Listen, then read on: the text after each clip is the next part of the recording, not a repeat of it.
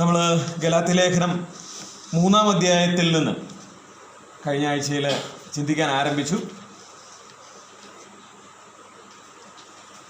വിശ്വാസത്താൽ ഉള്ള നീതീകരണം, അത് ദൈവത്തിൻ്റെ കൃപയാൽ, അത് ആ ഉപദേശ വിഷയത്തിൻ്റെ ന്യായീകരണം അപ്പോസ്തലനായ പൗലോസ് നൽകുന്നതാണ് 3-4 അധ്യായങ്ങൾ. ന്യായീകരണം അല്ലെങ്കിൽ വിശദീകരണം രണ്ടും നമുക്ക് 2 അധ്യായങ്ങളിൽ കാണാനായിട്ട് സാധിക്കും. അതിൻ്റെ ഒരു ഇൻട്രൊഡക്ഷൻ ആദ്യത്തെ 2 അധ്യായങ്ങളിൽ പറഞ്ഞെങ്കിൽ നമ്മൾ കഴിഞ്ഞ ആഴ്ചയിൽ ഓർത്തതുപോലെ 7 പ്രത്യേകമായ കാര്യങ്ങൾ ചൂണ്ടിക്കാണിച്ചുകൊണ്ട് 3-ാം അധ്യായത്തിലൂടെ പൗലോസ് ഈ ഉപദേശത്തെ ന്യായീകരിക്കുകയാണ്. അല്ലെങ്കിൽ വേറൊരു ഭാഷയിൽ പറഞ്ഞാൽ തിരുവചനത്തിൻ്റെ അടിസ്ഥാനത്തിൽ എന്താണ് ഈ ഉപദേശ രൂപമെന്ന് സമർത്ഥിക്കാനായിട്ട് താൻ ശ്രമിക്കുകയാണ്. അതിനായിട്ട് 7 പ്രത്യേക കാര്യങ്ങൾ പൗലോസ് ഈ 3-ാം അധ്യായത്തിൽ ചൂണ്ടിക്കാണിക്കുന്നതായിട്ട് ഞാൻ പറയുണ്ടായി. ഏതൊക്കെയാണെന്ന് ഒന്ന് പറയാമോ? ഏതൊക്കെയായിരുന്നു? ഒന്നാമത്തെ നമ്മൾ കഴിഞ്ഞ ആഴ്ച ചിന്തിച്ചത് ഗലാത്യരുടെ സ്വന്തം അനുഭവം. പിന്നെ എന്തായിരുന്നു? അബ്രഹാമിൻ്റെ ഉദാഹരണം. അബ്രഹാമിൻ്റെ ഉദാഹരണം, ഗലാത്യരുടെ സ്വന്തം അനുഭവം, അബ്രഹാമിൻ്റെ ഉദാഹരണം. പിന്നെ എന്തായിരുന്നു മൂന്നാമത്തത്? ന്യായപ്രമാണത്തിൻ്റെ എഫക്റ്റ് അല്ലെങ്കിൽ അതിൻ്റെ സ്വാധീനം. 4-മതായിട്ട് യേശുക്രിസ്തുവിൻ്റെ ക്രൂശിലെ പ്രവൃത്തി, അതിൻ്റെ പ്രത്യേകത. 5-മതായിട്ട് വിശ്വാസത്തിൻ്റെ മാറ്റമില്ലായ്മ അല്ലെങ്കിൽ ആ ശാശ്വതമായ അവസ്ഥ. എല്ലാ കാലത്തും അതായിരുന്നു ദൈവം ഉദ്ദേശിച്ചിരുന്നത്. 6-മതായിട്ട് പറയുകയാണ് ന്യായപ്രമാണം നൽകിയതിൻ്റെ പിന്നിലെ പർപ്പസ്, അതിൻ്റെ ഉദ്ദേശം എന്താണ്. 7-മതായിട്ട് ഒരു കാര്യം പറയുന്നുണ്ട്, വിശ്വാസികളുടെ ഇപ്പോഴത്തെ അവസ്ഥ അല്ലെങ്കിൽ നമ്മുടെ കറണ്ട് പൊസിഷൻ. ഈ 7 കാര്യങ്ങൾ ചൂണ്ടിക്കാണിച്ചിട്ടാണ് ഈ ഏറ്റവും മഹത്തായ ഉപദേശം, കൃപയാൽ വിശ്വാസത്താലുള്ള രക്ഷ, അത് പൗലോസ് അതിനെ ന്യായീകരിക്കുന്ന അല്ലെങ്കിൽ അതിനെ തിരുവെഴുത്തുകളുടെ അടിസ്ഥാനത്തിൽ സാധൂകരിക്കുന്നത്. അതിൽ 1-മത്തെ കാര്യം നമ്മൾ ചിന്തിക്കുകയുണ്ടായി. അതിൽ അപ്പോസ്തലനായ പൗലോസ് അതിൻ്റെ 3-ാമത്തെ അധ്യായത്തിൻ്റെ തുടക്കത്തിൽ തന്നെ വീണ്ടും ചോദിക്കുകയാണ്, ഗലാത്യരെ, നിങ്ങൾ ഇത്ര ബുദ്ധികെട്ടവരാണോ? നിങ്ങളുടെ സ്വന്തം അനുഭവം ഒന്ന് ഓർത്തു നോക്കൂ. എന്തായിരുന്നു ആ സ്വന്തം അനുഭവത്തിൽ അവരോട് ചോദിച്ചത്? 4 ചോദ്യങ്ങളാണ് ചോദിച്ചത്. ആ 4 ചോദ്യങ്ങളെക്കുറിച്ച് നമ്മൾ ചിന്തിച്ചുകൊണ്ടിരിക്കുകയാണ്. 1-മത്തെ ചോദ്യം എന്തായിരുന്നു? നിങ്ങൾ 3-ാം അധ്യായത്തിൻ്റെ 1 മുതലുള്ള വാക്യങ്ങളാണ് ഞാൻ പറയുന്നത്. നിങ്ങൾക്ക് ആത്മാവ് ലഭിച്ചത് എങ്ങനെയാണ്? നിങ്ങൾക്ക് ആത്മാവ് ലഭിച്ചത് എങ്ങനെയായിരുന്നെന്നാ പറഞ്ഞേ? ന്യായപ്രമാണത്തിൻ്റെ പ്രവർത്തികൾ എന്തെങ്കിലും ചെയ്തോ ആത്മാവ് ലഭിക്കാനായിട്ട്? ഇല്ല, വിശ്വാസത്താലാണ് ആത്മാവ് ലഭിച്ചത്. അതുകൊണ്ട് തന്നെ നമ്മൾ അതുമായി ബന്ധപ്പെട്ട്, അതൊരു പ്രത്യേക വിഷയമായതുകൊണ്ട് ആത്മാവ് എങ്ങനെയാണ് ലഭിക്കുന്നത് എന്നുള്ളത് അല്പം വിശദമായിട്ട് ചിന്തിക്കാനിടയായി തീർന്നു. എല്ലാവരും ആ കാര്യങ്ങളൊക്കെ ഓർക്കുന്നുണ്ടെന്ന് ഞാൻ വിചാരിക്കുന്നു. ആത്മാവ് ലഭിക്കാൻ കാത്തിരിക്കണോ? വേണോ? അയ്യോ, ഇപ്പം നിങ്ങൾക്കും ഒരു സംശയം പോലെയാണ് എനിക്ക് തോന്നുന്നു. കാത്തിരിക്കണോ? വേണ്ട. പിന്നെ നമ്മൾ കാത്തിരിക്കുന്നത് എങ്ങനെയാണ്? ആത്മാവിനാൽ, അല്ലേ? ആത്മാവിൻ്റെ സഹായത്താൽ. ആർക്ക് വേണ്ടി കാത്തിരിക്കുന്നത്? കർത്താവിന് വേണ്ടി, കർത്താവായ യേശുക്രിസ്തുവിൻ്റെ പുനരാഗമനത്തിന് വേണ്ടി നമ്മൾ കാത്തിരിക്കുന്നു. ഈ സ്റ്റേറ്റ്മെൻറ്റ് പറയുമ്പോൾ ഞാൻ പറഞ്ഞ 4 ചോദ്യങ്ങളാണ് അപ്പോസ്തലൻ അവരോട് ചോദിക്കുന്നത്. നിങ്ങളുടെ സ്വന്തം അനുഭവം എന്നുള്ളതും ആ ഒരൊറ്റ കാര്യം പരിഗണിക്കാൻ വേണ്ടിയിട്ട് നിങ്ങളെ സംബന്ധിച്ചുള്ള 4 ചോദ്യങ്ങൾ ചോദിക്കുകയാണ്. 1-മത്തെ ചോദ്യമാണ് നമ്മൾ ചിന്തിച്ചത്, നിങ്ങൾക്ക് ആത്മാവ് ലഭിച്ചത് എങ്ങനെയാണ്? വിശ്വാസത്താലാണോ അതോ ന്യായപ്രമാണത്തിൻ്റെ പ്രവൃത്തിയാലാണോ? കൃപയാൽ വിശ്വാസത്താലാണോ അതോ പ്രവൃത്തി ഈ ലോ അനുസരിച്ചുകൊണ്ടാണോ? അതിൻ്റെ ഉത്തരം അവർ പറയുന്നില്ല. പക്ഷേ നമുക്കറിയാം എങ്ങനെയാണ് അപ്പോസ്തലൻ സമർത്ഥിക്കുന്നത്. എങ്ങനെയാണ്? വിശ്വാസത്താൽ, കൃപയാൽ വിശ്വാസത്താൽ മാത്രമാണ് അവർക്ക്. കാരണം ഇവർ പിന്നെ ഇത് കേട്ട സമയത്ത് ആരായിരുന്നു? ഇവർ യഹൂദന്മാരല്ല, ജാതികളാണ്. ഗലേഷ്യൻസ്, നമ്മൾ ആ സ്ഥലത്തിൻ്റെ പ്രത്യേകതയൊക്കെ പറഞ്ഞ അവിടെയുള്ള ആൾക്കാരാ. അവർ ഈ സുവിശേഷം കേൾക്കുമ്പം എന്തെങ്കിലും ന്യായപ്രമാണം അനുസരിച്ചിട്ടുണ്ടോ അതിന് മുമ്പ്? ഒന്നുമില്ല. അപ്പോൾ ഇവർ അത് കേട്ടത് വിശ്വാസമായി പരിണമിച്ചു. അവർക്ക് എന്ത് കിട്ടി? ദൈവത്തിൻ്റെ പരിശുദ്ധാത്മാവ് കിട്ടി. അത് ദൈവത്തിൻ്റെ വാഗ്ദത്തമാണ്. വിശ്വസിക്കുന്നവർക്ക് എന്ത് ലഭിക്കും? ദൈവത്തിൻ്റെ പരിശുദ്ധാത്മാവിനെ ലഭിക്കും എന്നുള്ളത്. ഇപ്പോൾ പൗലോസ് ഈ ചോദ്യം ചോദിക്കുമ്പം അവരുടെ വിശ്വാസത്തെ അല്ലെങ്കിൽ അവരുടെ രക്ഷയെ ഒരിക്കലും ചലഞ്ച് ചെയ്യുന്നില്ല. നിങ്ങൾക്ക് ആത്മാവ് ലഭിച്ചത് ന്യായപ്രമാണത്തിൻ്റെ പ്രവൃത്തിയാലോ വിശ്വാസത്തിൻ്റെ പ്രസംഗം കേട്ടതിനാലോ എന്ന് ചോദിക്കുമ്പം നിങ്ങൾ രക്ഷിക്കപ്പെട്ടിട്ടുണ്ടോ എന്നുള്ളതല്ല ചോദിക്കുന്നത്. അങ്ങനെ ആരും തെറ്റിദ്ധരിക്കരുത്. അവരെ ആ രക്ഷയുടെ ആ വിഷയത്തിൽ ചലഞ്ച് ചെയ്യുന്നില്ല. മറിച്ച് അവരോട് ചോദിക്കുകയാണ്, നിങ്ങൾ രക്ഷിക്കപ്പെട്ടപ്പോൾ നിങ്ങൾക്ക് ആത്മാവ് ലഭിച്ചത് വിശ്വാസത്താലല്ലേ, അല്ലാതെ ഈ പ്രവൃത്തി എന്തെങ്കിലും ചെയ്തിട്ടാണോ? അപ്പോൾ ഒരിക്കലും അത് 4-ാം അധ്യായത്തിൻ്റെ 6-ാം വാക്യത്തിൽ വളരെ വ്യക്തമായിട്ട് പറയുന്നുണ്ട്, 4:6, നിങ്ങൾ മക്കളാകൊണ്ട് അബ്ബാ പിതാവേ എന്ന് വിളിക്കുന്ന സ്വപുത്രൻ്റെ ആത്മാവിനെ ദൈവം നമ്മുടെ ഹൃദയങ്ങളിൽ അയച്ചു. നമ്മൾ സാധാരണ ഞായറാഴ്ചകളിൽ എടുത്ത് വായിക്കാറുള്ള വാക്യമാണ് ഇതേ ലേഖനം തന്നെ 4-ാം അധ്യായത്തിൻ്റെ 6-ാമത്തെ വാക്യം. ഓക്കെ, നമ്മൾ ആ ഭാഗത്തേക്ക് പിന്നീട് വരുന്നുണ്ട്. ഞാനതിപ്പോൾ പറഞ്ഞെന്ന് മാത്രമേ ഉള്ളൂ. അപ്പോൾ നമുക്ക് ദൈവത്തിൻ്റെ പരിശുദ്ധാത്മാവ് എങ്ങനെയാണ് ലഭിച്ചത്? വിശ്വാസത്താലാണ്. ആ നിമിഷം തന്നെ നമ്മളോടുകൂടെ എന്നേക്കും വസിക്കേണ്ടതിന് കാര്യസ്ഥനെ അയക്കാമെന്ന് കർത്താവ് താൻ ഈ ഭൂമിയിലായിരുന്നപ്പോൾ പറഞ്ഞു. അതേപോലെ തന്നെ എന്ത് ചെയ്തു? പെന്തക്കോസ്ത് നാളിൽ പരിശുദ്ധാത്മാവ് എന്നേക്കും തൻ്റെ സഭയോടുകൂടെ ഇരിക്കേണ്ടതിന് ഇവിടെ ആഗമനം വരുവാനിടയായി തീർന്നു. മാത്രമല്ല, ഏതൊരു വ്യക്തി വിശ്വസിക്കുന്നുവോ അവർക്ക് എന്ത് ലഭിക്കുന്നു? ദൈവത്തിൻ്റെ പരിശുദ്ധാത്മാവിനെ ആദ്യ ദാനമായിട്ട്. ആ വാക്യങ്ങളെല്ലാം നമ്മൾ കഴിഞ്ഞ ആഴ്ച എടുത്ത് വായിച്ച ആദ്യ ദാനമായിട്ട് ദാനം ആയിട്ട് ലഭിക്കുക എന്ന് പറയുന്നത് നമ്മുടെ എന്തെങ്കിലും മിടുക്കൊണ്ട് കിട്ടുന്നതാണോ? അല്ല, ഒരാളൊരു ഗിഫ്റ്റ് തരുന്ന. അപ്പോൾ അതിന് ഒരു പ്രവൃത്തിയുടെ ആവശ്യമില്ല എന്നുള്ളത് നമ്മൾ ചിന്തിക്കാനിടയായി തീർന്നു. രണ്ടാമത്തെ ചോദ്യം, 3-ാം വാക്യം, 3-ാം അധ്യായത്തിന്റെ 3 മുതലുള്ള വാക്യങ്ങൾ. ആ ചോദ്യങ്ങളാണ് നമുക്ക് ഇനി അഡ്രസ് ചെയ്യേണ്ടത്.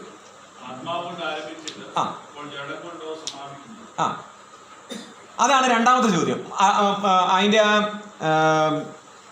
5-ാമത്തെ വാക്യം വരെ നമുക്കൊന്ന് വായിക്കാം.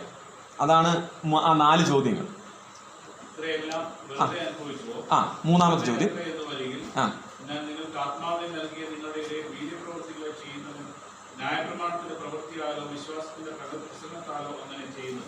ഗലാത്യ ലേഖനം 3-ാം അധ്യായത്തിന്റെ 3 മുതൽ 5 വരെയുള്ള വാക്യങ്ങളാണ് ഇപ്പോൾ വായിച്ചത്. ആരെങ്കിലും കഴിഞ്ഞ ആഴ്ചയിൽ ഇത് അറ്റൻഡ് ചെയ്യാത്തവരുണ്ടെങ്കിൽ അവർക്ക് വേണ്ടിയാണ് ഞാൻ പറയുന്നത്. 3-ാം അധ്യായത്തിന്റെ 3 മുതൽ 5 വരെയുള്ള വാക്യങ്ങളാണ് ഇപ്പോൾ വായിച്ചത്.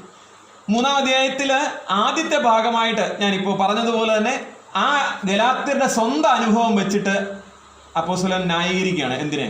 കൃപയാലുള്ള രക്ഷയെ. അവരുടെ സ്വന്തം അനുഭവത്തിൽ എങ്ങനെയാണ് അവർക്ക് ഇത് ലഭിച്ചത്? കൃപയാൽ, വിശ്വാസത്താൽ, പ്രവൃത്തികളാൽ അല്ല. അത് പറയാൻ വേണ്ടിയിട്ട് അവരോട് 4 ചോദ്യങ്ങൾ ചോദിക്കണം. ഒന്നാമത്തെ ചോദ്യം, നിങ്ങൾക്ക് ആത്മാവ് ലഭിച്ചത് എങ്ങനെ? അവർ പറഞ്ഞു, അല്ലെങ്കിൽ പറഞ്ഞായിട്ട് ഇവിടെ പറയുന്നില്ലെങ്കിൽ നമുക്കെല്ലാം മനസ്സിലാക്കാൻ സാധിക്കും. എങ്ങനെയാണ്? വിശ്വാസം എന്ന ഒറ്റ മാർഗത്താൽ, ന്യായപ്രമാണത്തിന്റെ പ്രവൃത്തികളാലല്ല.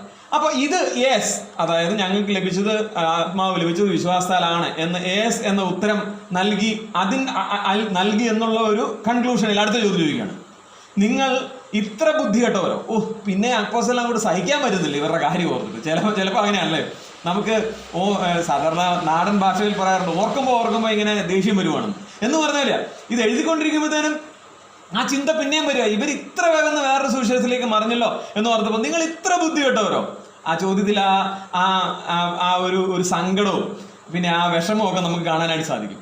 എന്നിട്ട് പറയാണ്, ആത്മാവ് കൊണ്ട് ആരംഭിച്ചിട്ട് ഇപ്പോൾ ജഡം കൊണ്ട് സമാപിക്കുന്നത്. ഇത് വളരെ പ്രധാനപ്പെട്ട ഒരു സ്റ്റേറ്റ്മെന്റാണ്. ഈ ചോദ്യം സത്യം പറഞ്ഞാൽ ഒരുപാട് തവണ ഗലാത്യ ലേഖനം വായിച്ചിട്ടുണ്ടെങ്കിലും അപ്പോഴൊക്കെ ഈ ചോദ്യം ശ്രദ്ധിക്കപ്പെട്ടിട്ടുണ്ടെങ്കിലും അതിൻ്റെ റിയൽ കോണ്ടെക്സ്റ്റ് എന്താണെന്നുള്ള അതിൻ്റെ യഥാർത്ഥമായ ഉള്ളടക്കം എന്താണെന്നുള്ളത് സത്യം പറഞ്ഞാൽ ഈ ദിവസങ്ങളിലാണ് മനസ്സിലായത്. ആത്മാവ് കൊണ്ട് ആരംഭിച്ചത് നമ്മളൊക്കെ ഇടയ്ക്കിടയ്ക്ക് പല കാഷ്വൽ ടോക്കിൽ പോലും ഒക്കെ പറയുന്ന ഒരു കാര്യമാണ്, ആത്മാവ് കൊണ്ട് ആരംഭിച്ചിട്ട് ജഡം കൊണ്ട് അവസാനിപ്പിക്കുകയാണോ എന്ന്. ഈ ചോദ്യത്തിൻ്റെ യഥാർത്ഥമായ അർത്ഥം എന്താണ്? അതിന് വലിയ വ്യാപ്തി കൊണ്ട് ഒരുപാട് ആശയങ്ങൾ അതിൻ്റെ ഉള്ളിലുണ്ട്. കർത്താവ് അനുവദിച്ചാൽ ഇന്നത്തെ ദിവസം നമുക്കത് ചിന്തിക്കാനായിട്ട് ഇടയായി തീരട്ടെ. നമുക്കറിയാം, ഇതിൻ്റെ ശരിയായ ഉത്തരം ആ ചോദ്യം ശരിക്കും വേറൊരു ഭാഷ ചോദിക്കുന്നത്, നിങ്ങൾ എങ്ങനെയാണ് വിശുദ്ധീകരിക്കപ്പെട്ടത് എന്നാണ് ആ ചോദ്യത്തിൻ്റെ അർത്ഥം. നിങ്ങൾ എങ്ങനെയാണ് വിശുദ്ധീകരിക്കപ്പെട്ടത്? നമ്മളിങ്ങനെ എന്താ പറയുക, നമ്മൾ നിത്യം ഉപയോഗിക്കാത്ത കുറേ അധികം മലയാളം വാക്കുകൾ, നീതീകരണം, വിശുദ്ധീകരണം, അങ്ങനെയൊക്കെ പറയുന്നത് കേട്ടിട്ട് വിഷമിക്കേണ്ട. ഇതെല്ലാം വേദപുസ്തകത്തിലെ പ്രയോഗങ്ങൾ, അതുവഴി തന്നെ ഞാൻ പറയുന്നു എന്ന് മാത്രമേ ഉള്ളൂ. അപ്പോൾ ഇതുവരെ നമ്മൾ പറഞ്ഞതിന് എന്തിനെ കുറിച്ചാണ്? നീതീകരണം എന്ന വസ്തുതയെക്കുറിച്ച്. നീതീകരിക്കപ്പെടുക എന്ന് പറഞ്ഞാൽ അതിൻ്റെ അർത്ഥം കഴിഞ്ഞ 2-3 ആഴ്ചകൾക്ക് മുമ്പ് വിശദമായിട്ട് ഞാൻ പറഞ്ഞു. ഒരാളെ കുറ്റം ചെയ്തിട്ടില്ലാത്ത അവസ്ഥയിൽ പ്രഖ്യാപിക്കുക. മനസ്സിലായോ?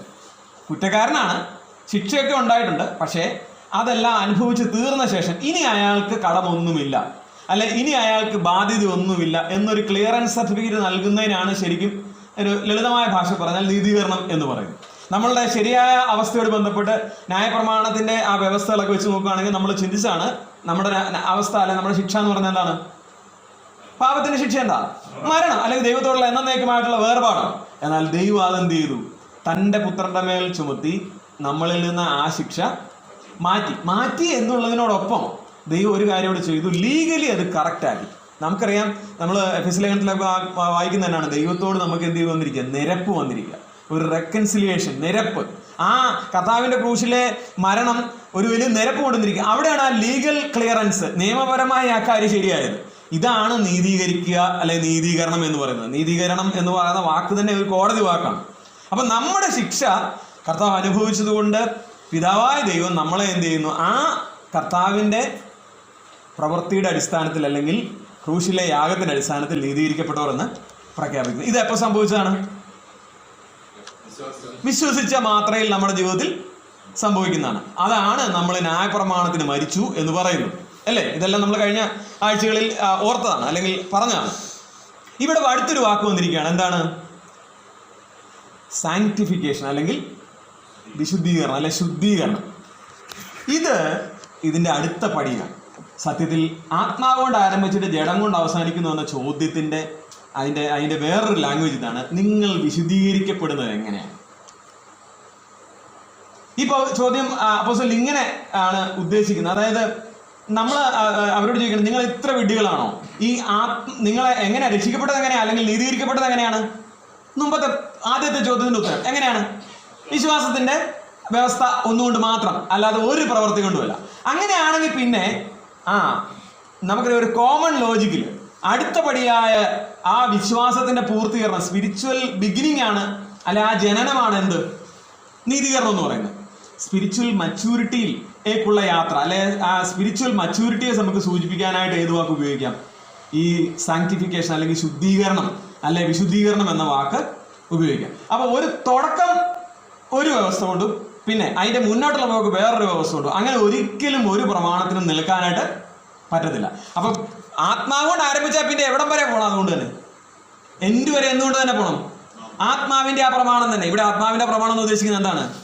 ബൈ ഫെയ്ത്ത്, വിശ്വാസത്താൽ. മനസ്സിലായോ? വിശ്വാസത്താലാണ് ആരംഭിച്ചതെങ്കിൽ അതിന്റെ ഒടുക്കം വരെയും പോകേണ്ടത് എങ്ങനെ തന്നെയാണ്? വിശ്വാസത്താൽ.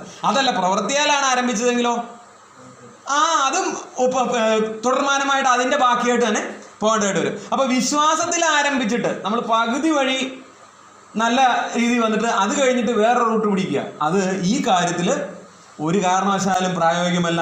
അതാണ് ഇവിടെ പറയുന്നത്. യൂതമത പഠിപ്പിക്കുന്നവർ പ്രൊമോട്ട് ചെയ്തിരുന്ന ഏറ്റവും വലിയ സിദ്ധാന്തം ഇതാണ്: കർത്താവായ യേശു ക്രിസ്തു വിശ്വസിക്കണം, പക്ഷെ നമ്മൾ എന്ത് ചെയ്യണം? സ്പിരിച്വൽ മച്യൂരിറ്റിയിലേക്ക്, അതായത് രക്ഷ പൂർണ്ണമാകാനായിട്ട്. ഇവർ ഈ രക്ഷ പൂർണ്ണമാകുക എന്ന് ഉദ്ദേശിക്കുന്ന അതാണ്. അതായത് മുന്നോട്ടുള്ള പോക്കിൽ എന്ത് വേണം? പരിച്ഛേദന വേണം. എല്ലാ ആചാരങ്ങളും ന്യായപ്രമാണത്തിൽ പറഞ്ഞിരിക്കുന്നത് ആചരിച്ച് തന്നെ മുന്നോട്ട് പോകണം. ഇതാണ് അവരോട് ചോദിക്കുന്നത്: നിങ്ങൾ ഇത്ര ബുദ്ധി കെട്ടവരോ? സഹിക്കാൻ പറ്റുന്നില്ല അപ്പോസ്തലന്. ഇത്ര ബുദ്ധി കെട്ടവരോ? ആദ്യമേ ഒരു കാര്യത്തിൽ ആരംഭിച്ചിട്ട് എവിടെ തന്നെ തുടരണം? അതേ വ്യവസ്ഥയിൽ തന്നെ തുടരാനായിട്ട് ഇടയായി തരണം. അതുകൊണ്ടാണ് ഇവിടെ പറയുന്നത് ഈ means of justification and sanctification, അതായത് നീതീകരണത്തിന്റെയും വിശുദ്ധീകരണത്തിന്റെയും മാർഗം എന്ന് പറയുന്നത് ഒരേ കാര്യമായിരിക്കണം, ഒറ്റയൊരെണ്ണമായിരിക്കണം. അതെന്താണ്? കൃപയാൽ, വിശ്വാസത്താൽ. മനസ്സിലായോ? ഇതാണ് നമുക്ക് മനസ്സിലാകേണ്ടതായിട്ടുള്ള കാര്യം. നമ്മുടെ നീതീകരണം എന്ന് പറയുന്നത് വിശ്വാസത്താൽ നടന്നു. അങ്ങനെയാണെങ്കിൽ വിശുദ്ധീകരണം എങ്ങനെ നടക്കത്തുള്ളൂ? വിശ്വാസത്താൽ മാത്രമേ നടക്കത്തുള്ളൂ. ഇനി അതിനൊരുപാട് ഉദാഹരണങ്ങൾ നമുക്ക് വേദപുസ്തകത്തിൽ നിന്ന് ചൂണ്ടിക്കാണിക്കാനായിട്ട് സാധിക്കും. ഇനി ഈ വിഷയം, ഈ വിശുദ്ധീകരണം എന്നുള്ള വിഷയം, അത് ഇവിടെ അപ്പോസ്തലൻ പെട്ടെന്ന് തന്നെ അടുത്ത ചോദ്യം ചോദിച്ചു പോവുകയാണെങ്കിലും നമ്മൾ ഈ കാലത്ത് വളരെ പ്രാധാന്യത്തോടെ ചിന്തിക്കേണ്ട ഒരു വിഷയമായതുകൊണ്ട് അല്പം അതിനെക്കുറിച്ച് പറയാനായിട്ട് ഞാൻ ആഗ്രഹിക്കുകയാണ്. എന്താണ് വിശുദ്ധീകരണം? എന്താണ് ഈ ശുദ്ധീകരണം എന്നൊന്ന് ഉദ്ദേശിക്കുക? പറയാം, നിങ്ങളുടെ ഉള്ളിലുള്ളതൊക്കെ ഇങ്ങോട്ട് പോരട്ടെ. എന്താണ് വിശുദ്ധീകരണം? അതെ, അതായത് നമ്മളപ്പോൾ വിശുദ്ധീകരിക്കപ്പെട്ടില്ലേ? ശുദ്ധീകരിക്കപ്പെട്ടില്ലേ? പെട്ടു.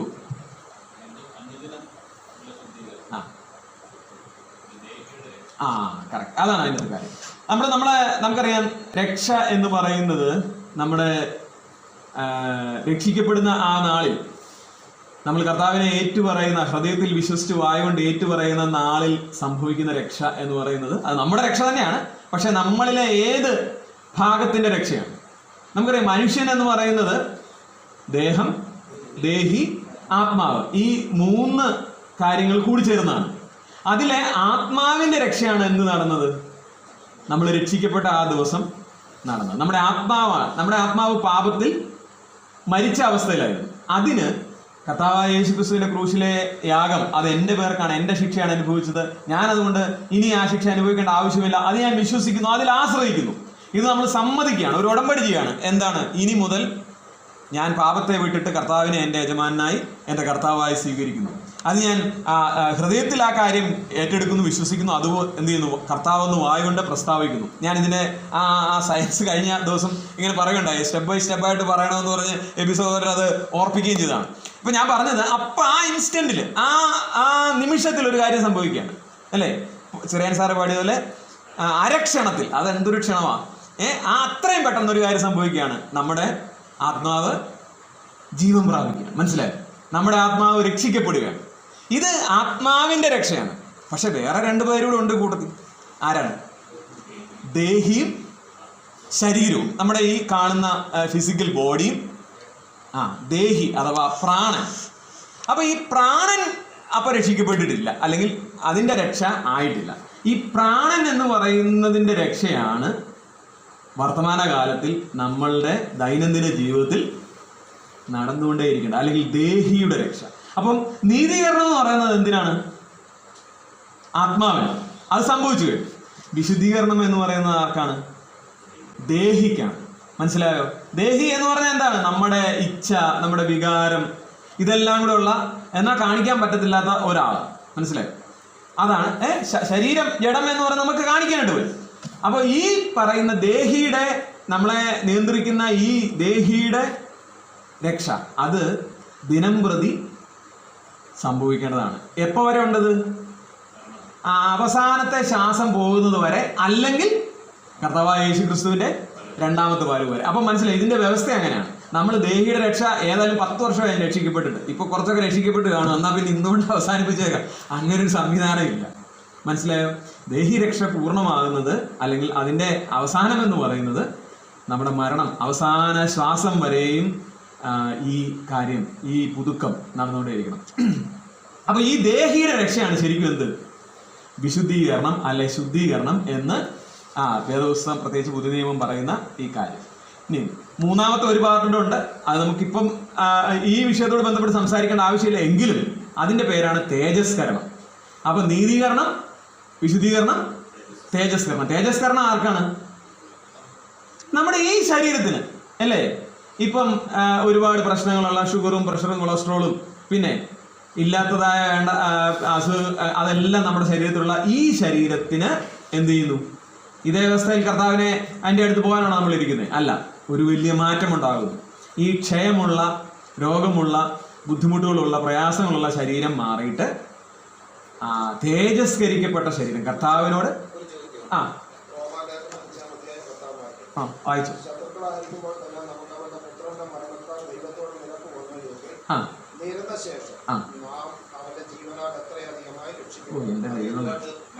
ഇത് കണക്ട് ചെയ്യാനുള്ള വാക്ക് ഞാനിവിടെ എഴുതി വെച്ചേക്ക് അങ്ങോട്ട് വരുമായിരുന്നു. അതിന് മുമ്പ് തന്നെ അങ്ങ് പറഞ്ഞില്ല, കർത്താവിന് സ്തോത്രം. ഇതാണ് സംഭവം. മനസ്സിലായോ? അതായത് നമ്മൾ രക്ഷിക്കപ്പെട്ടു എങ്കിൽ എത്ര അധികമായിട്ട്, ചോദ്യത്തിൽ അവസാനം എങ്ങനെയാ? ഒന്നുകൂടെ വായിച്ചത്. അപ്പൊ ആ പ്രയോഗം തന്നെ ഒന്ന് ആലോചിച്ച് നോക്കി. ഒന്ന് രക്ഷിക്കപ്പെട്ടു എന്ന് പറഞ്ഞാൽ അത് ഭൂതകാലത്ത് സംഭവിച്ചതാണ്. പക്ഷെ ഇപ്പൊ പറഞ്ഞിരിക്കുകയാണ് രക്ഷിക്കപ്പെടും. എവിടെയാ? ഏത് കാലത്തിലാണ്? ഭാവി കാലത്തിലാണ്. നമ്മുടെ പൂർണ്ണമായ രക്ഷിക്കപ്പെടൽ അതെപ്പോഴായിരിക്കും സംഭവിക്കുന്നത് എന്ന് പറഞ്ഞാൽ ആത്മാവിന്റെ അല്ല, ശരീരത്തിന്റെ.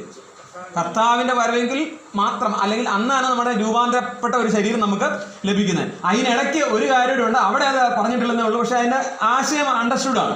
എന്താണ്? അതാണ് ഇപ്പം നമ്മൾ പറഞ്ഞുകൊണ്ടിരിക്കുന്ന രക്ഷിക്കപ്പെട്ടുകൊണ്ടിരിക്കൽ, അല്ലെങ്കിൽ വിശുദ്ധീകരണം, സാങ്ക്ടിഫിക്കേഷൻ, ശുദ്ധീകരണം. ഇതെല്ലാം പറയുന്നത് നമ്മുടെ ദേഹിയുടെ രക്ഷയെക്കുറിച്ചാണ്. അപ്പൊ ഈ ദേഹിയുടെ രക്ഷ ഇത്ര പ്രധാനപ്പെട്ട ഒരു കാര്യമാണോ? തീർച്ചയായിട്ടും വളരെ പ്രധാനപ്പെട്ട ഒരു കാര്യമാണ്. നമുക്ക് 2-3 വാക്യങ്ങൾ വായിക്കാം, പെട്ടെന്ന് വായിക്കണം. 1 തെസ്സലോനിക്കർക്ക് എഴുതിയ ലേഖനം 4-ാം അധ്യായം 3-ാം വാക്യം. തെസ്സലോനിക്കർക്ക് എഴുതിയ 1-ാം ലേഖനം 4:3.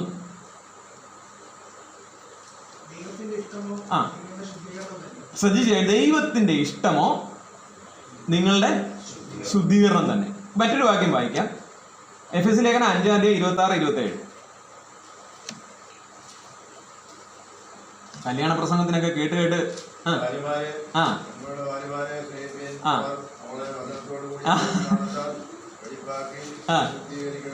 വിശുദ്ധീകരിക്കേണ്ടതിന് ശ്രദ്ധിച്ച് കേൾക്കണം.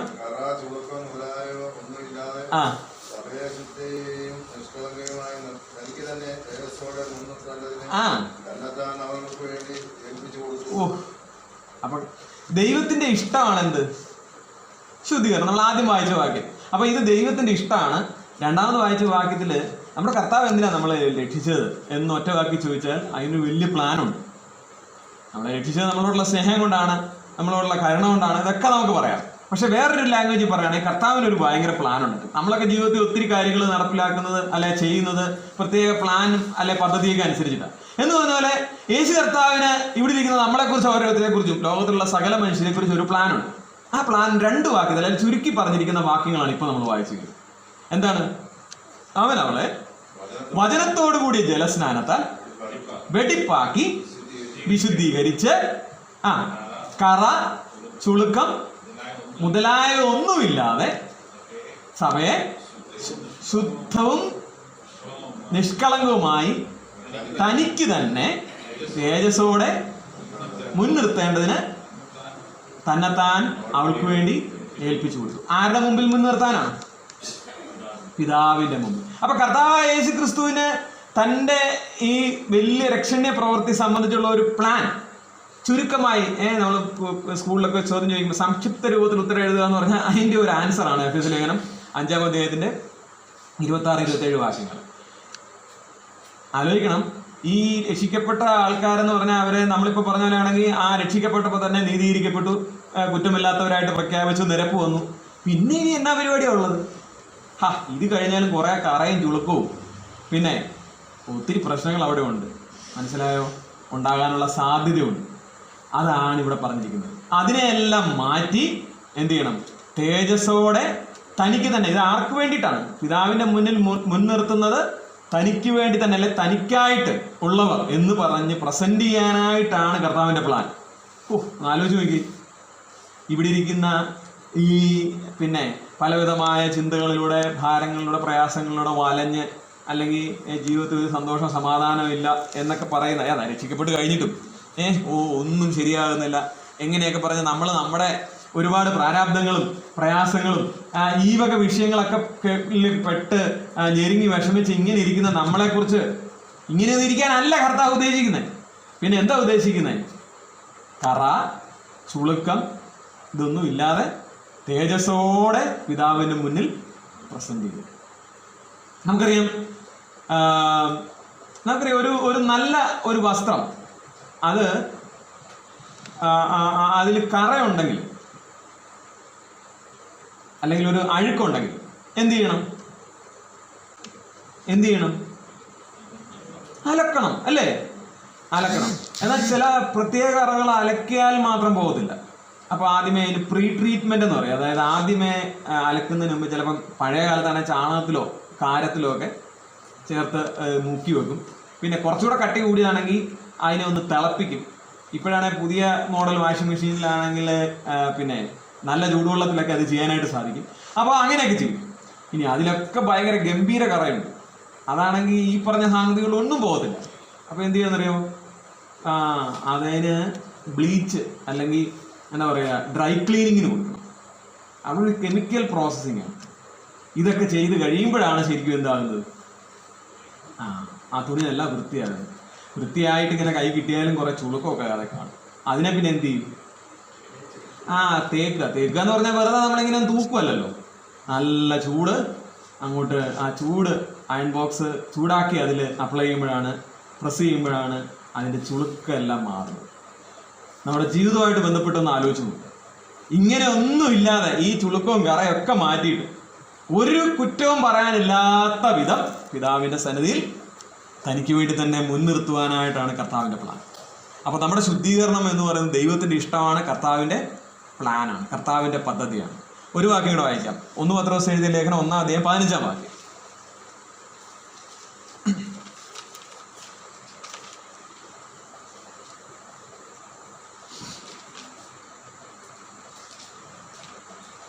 ഇതൊക്കെ കാണാൻ പിടിച്ചു വെക്കേണ്ട വാക്കാണ്. ഒച്ചയില്ലെങ്കിലും ഉണ്ണികൃഷ്ണങ്ങൾ പറയുന്നുണ്ട്. കർത്താവിന് സ്തോത്രം. ആകയാൽ നിങ്ങളെ വിളിച്ച വിശുദ്ധനൊത്തവണ്ണം ആകുകയും. ഓക്കെ, അപ്പൊ പത്രോസ് അപ്പോസ്തലൻ പറയാണ്, ആകയാൽ നിങ്ങളെ വിളിച്ച വിശുദ്ധനൊത്തവണ്ണം എല്ലാ നടപ്പിലും. നമുക്കറിയാം ക്രിസ്തീയ ജീവിതത്തെ വേദപുസ്തകം, പ്രത്യേകിച്ച് പുതിയ നിയമം ആ ഡേ ടു ഡേ ലൈഫിനെ പിന്നെ പോയിന്റ് ഔട്ട് ചെയ്യുന്ന ഒരു പ്രത്യേക പദപ്രയോഗമാണ് നടപ്പ് എന്ന് പറയുന്നത്. നടപ്പ്, ഓട്ടം എന്ന് പറയുന്നുണ്ട്. അത് പ്രത്യേകിച്ച് കർത്താവിന് വേണ്ടി ഏറെ പ്രയോജനപ്പെടുന്ന സുവിശേഷ വേലയൊക്കെ ഉദ്ദേശിച്ചാണ് പറഞ്ഞിരിക്കുന്നത്. നടപ്പ് എന്ന് പറയുന്നത് എല്ലാവർക്കും ബാധകമാണ്. എന്താണ്? ക്രിസ്തീയ ജീവിതം. ഇനി ഈ നടപ്പ് എന്നുള്ള ഭാഗത്ത് ക്രിസ്തീയ ജീവിതം എന്ന് ചേർത്തിട്ട് വായിച്ചു നോക്കുക. നിങ്ങളുടെ ദൈനംദിന ജീവിതത്തിൽ എന്ത് ചെയ്യണം? എല്ലാ നടപ്പിലും വിശുദ്ധരാകുക. നമ്മൾ ഏതെങ്കിലും നിലയിൽ നമ്മുടെ ഒരു സ്റ്റാൻഡേർഡ് അനുസരിച്ച് വിശുദ്ധിയിൽ പ്രാപിച്ചാൽ മതിയോ? ആ വാക്യം ഒന്നുകൂടെ വായിച്ച് ശ്രദ്ധിച്ച്. നിങ്ങളെ അപ്പൊ ഇത് ആരുടെ സ്റ്റാൻഡേർഡാ വിഷയം? വിളിച്ച വിശുദ്ധനത്വമാണ്. അപ്പൊ നമ്മുടെ കർത്താവാണ് നമ്മളെ വിളിച്ചിരിക്കുന്നത്. ആ കർത്താവിന്റെ വിശുദ്ധിക്ക് ഒത്തവണ്ണമുള്ള ജീവിതമാണ് നമ്മുടെ എല്ലാ നടപ്പിലും ഉണ്ടാകേണ്ടത്. നമ്മുടെ വിശുദ്ധീകരണത്തിന്റെ പ്രാധാന്യത്തെക്കുറിച്ചാണ്, ദൈവത്തിന്റെ ഇഷ്ടമാണ്. തെസ്സലോനിക്കർക്ക് നമ്മൾ വായിച്ചു. കർത്താവിന്റെ പ്ലാനാണ്. മാത്രമല്ല ഇതിന്റെ സ്റ്റാൻഡേർഡ് എന്ന് പറയുന്നത് മാനുഷികമല്ല, ദൈവം സെറ്റ് ചെയ്തിരിക്കുകയാണ്. കർത്താവ് സെറ്റ് ചെയ്തിരിക്കുകയാണ്. ഞാൻ വിശുദ്ധനായിരിക്കുന്ന പോലെ നിങ്ങളും വിശുദ്ധരായിരിക്കും. ഓക്കെ, നമുക്ക് വേഗത്തിൽ കുറച്ച് കാര്യങ്ങളിലൂടെ ഇതുമായി ബന്ധപ്പെട്ട് ചിന്തിക്കാം. നമുക്കറിയാം പിന്നെ പൗലോസ് തന്നെ ലേഖനങ്ങൾ എഴുതിയിട്ടുണ്ട് അല്ലേ? പ്രത്യേകിച്ച് കൊരിന്ത്യർക്ക് എഴുതിയ ലേഖനം. ഇതൊക്കെ വായിക്കുമ്പോൾ കൊരിന്ത്യർ സഭയെക്കുറിച്ച് ഒന്നാം ലേഖനത്തിലൊക്കെയുള്ള അവരുടെ ആ സ്ഥിതി ഒന്ന് ആലോചിച്ച് നോക്കി. വളരെ പ്രശ്നങ്ങളുള്ള ഒരു സഭയായിരുന്നു. പക്ഷെ അവരെ പോലും പൗലോസ് വിളിക്കുന്നത് എങ്ങനെയാണ്? വിശുദ്ധന്മാരെ. പൗലോസിന്റെ ലേഖനങ്ങളിൽ മിക്കതും, അതായത് കൊരിന്ത്യർക്ക് എഴുതിയ ലേഖനം, റോമ ലേഖനം, എഫേഷ്യൻസ്, അതുപോലെ ഫിലിപ്പിയർ, കൊലോസ്, ഇതൊക്കെ ആരംഭിക്കുന്നത് വിശുദ്ധന്മാരെ എന്നുള്ള ആ ഒരു പിന്നെ വിളിയിലാണ്. അപ്പൊ നമ്മൾ ദൈവമക്കളെ സാധാരണ വിളിക്കുന്ന പേരാണെന്ത്? വിശുദ്ധന്മാർ. ഇപ്പൊ നമുക്കൊരു കത്ത് വരുവാണ് ലാക്കാട്ടൂർ സഭയിലെ വിശുദ്ധന്മാർക്ക് എഴുതുന്നത്. ഒരു തെറ്റുമില്ലാത്തൊരു പ്രയോഗമാണ്. അപ്പൊ ഞാൻ ചോദിക്കാൻ വന്ന ചോദ്യം ഇതല്ല. നമ്മളെ ഇപ്പോഴത്തെ ജീവിതവും പ്രവൃത്തിയൊക്കെ നോക്കിയിട്ട് വിശുദ്ധന്മാരെന്ന് വിളിക്കാവോ? ഇനി പോട്ടെ, നമ്മളെ വിട്ടേക്ക്. കൊരിന്ത്യ സഭക്കാരെ വിശുദ്ധന്മാരെന്ന് വിളിക്കാവോ? എന്തെങ്കിലുമൊക്കെ പറ. പ്രവൃത്തി കണ്ടാ വിളിക്കാൻ പറ്റത്തില്ല. പ്രവൃത്തി കണ്ടാ വിളിക്കാനായിട്ട് പറ്റത്തില്ല. പക്ഷേ വിളിച്ചിരിക്കുന്നത് ദൈവത്തിന്റെ പരിശുദ്ധാത്മാവാണ്, അല്ലെങ്കിൽ അപ്പോസ്തലനിലൂടെ ആ പ്രയോഗമാണ് അവിടെ ഉണ്ടായിരിക്കുന്നത്. എന്തായിരിക്കും അതിന്റെ കാര്യം?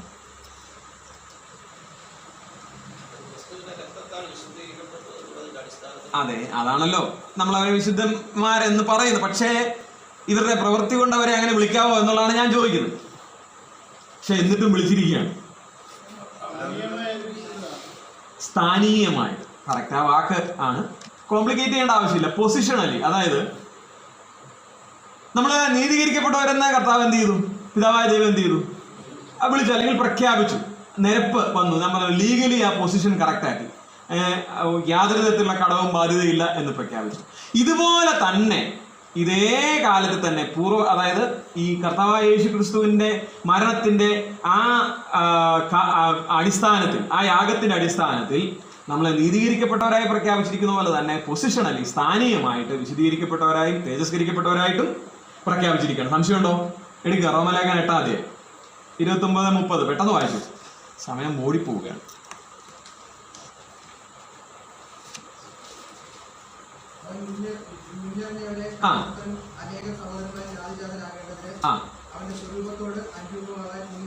മുൻനിയമിച്ചു, മുൻനിയമിച്ചവരെ വിളിച്ചു, വിളിച്ചവരെ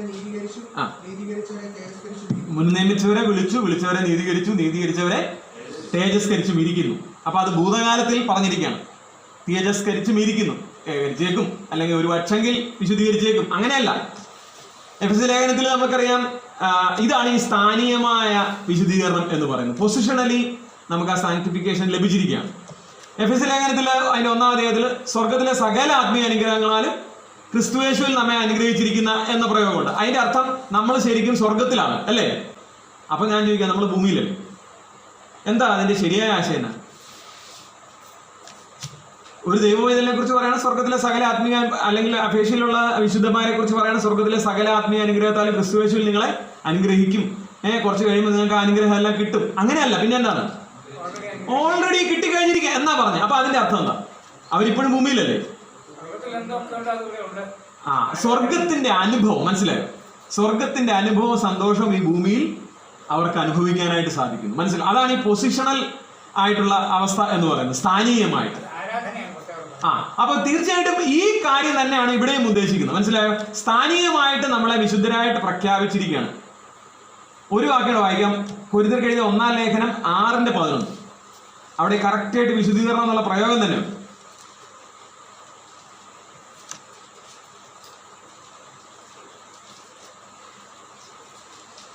നിങ്ങളും ചിലർ ഈ വകക്കാരായിരുന്നു. എങ്കിലും നിങ്ങൾ കർത്താവായ യേശുക്രിസ്തുവിന്റെ നാമത്തിൽ നമ്മുടെ ദൈവത്തിന്റെ ആത്മാവിനാലും നിങ്ങളെ തന്നെ കഴുകി ശുദ്ധീകരണവും നീതീകരണവും പ്രാപിച്ചിരിക്കുന്നു. ശുദ്ധീകരണവും നീതീകരണവും എങ്ങനെയാ പറഞ്ഞേക്കുന്നത്? പ്രാപിച്ചേക്കുന്നല്ലേ? നീതീകരണം പ്രാപിച്ചിരിക്കുന്നു, പക്ഷെ ശുദ്ധീകരണം പ്രാപിച്ചേക്കുന്നല്ല, പ്രാപിച്ചിരിക്കുന്നു. ഞാൻ ഈ പറഞ്ഞതെല്ലാം പൊസിഷണലി, അതായത് സ്ഥാനീയമായിട്ട് നമ്മളെ വിശുദ്ധർ ആയിട്ട് പിതാവായ ദൈവം അല്ലെ കർത്താവ് പ്രഖ്യാപിച്ച് കഴിഞ്ഞിരിക്കുകയാണ്. എന്നാൽ മുമ്പേ പറഞ്ഞ പോലെ നമ്മുടെ ദൈനംദിന ജീവിതത്തിൽ ഇതിൻ്റെ ആവശ്യമുണ്ട്. അത് ആണ് ഇതിനകത്ത് ഏറ്റവും പ്രധാനപ്പെട്ട വിഷയം എന്ന് പറയുന്നത്. അവിടെയാണ് കർത്താവിൻ്റെ പ്ലാൻ വചനത്തോടു കൂടിയ ജലസ്നാനത്താൽ അല്ലെ ആ കഴുകലാൽ അത് നടക്കേണ്ടതായിട്ടിരിക്കുന്നതിനെ കുറിച്ച് പറയുന്നത്. ഇനി ഈ വിശുദ്ധീകരണം എന്നുള്ള വിഷയം പിതാവിൻ്റെ ഇഷ്ടമാണെന്ന് ഞാൻ പറഞ്ഞു. പിതാവിൻ്റെ മാത്രമല്ല, ഇതിൽ തൃത്വത്തിൻ്റെ പങ്കുണ്ട്. പിതാവായ ദൈവത്തിന്റെ ഇഷ്ടത്തെക്കുറിച്ച് പറഞ്ഞു, പുത്രനായ ദൈവത്താൽ അത് നമ്മൾ പറഞ്ഞു. ഏതാണ്? എഫേസ്യ ലേഖനത്തിൽ നിന്ന് വായിച്ചു. നമ്മളെ വിശുദ്ധീകരിക്കാൻ അങ്ങനെ തേജസ്സോടെ മുൻനിർത്താനാണ് കർത്താവ് ചെയ്തിരിക്കുന്നത്. ഒരു വാക്യം കൂടെ വായിക്കാം. പരിശുദ്ധാത്മാവായ ദൈവത്തിന്റെ പ്രവൃത്തിയും. 2 തെസ്സലോനിക്കർക്ക് എഴുതിയ ലേഖനം 2:13. 2 തെസ്സലോനിക്കർക്ക് എഴുതിയ ലേഖനം 2-ാം അധ്യായം 13.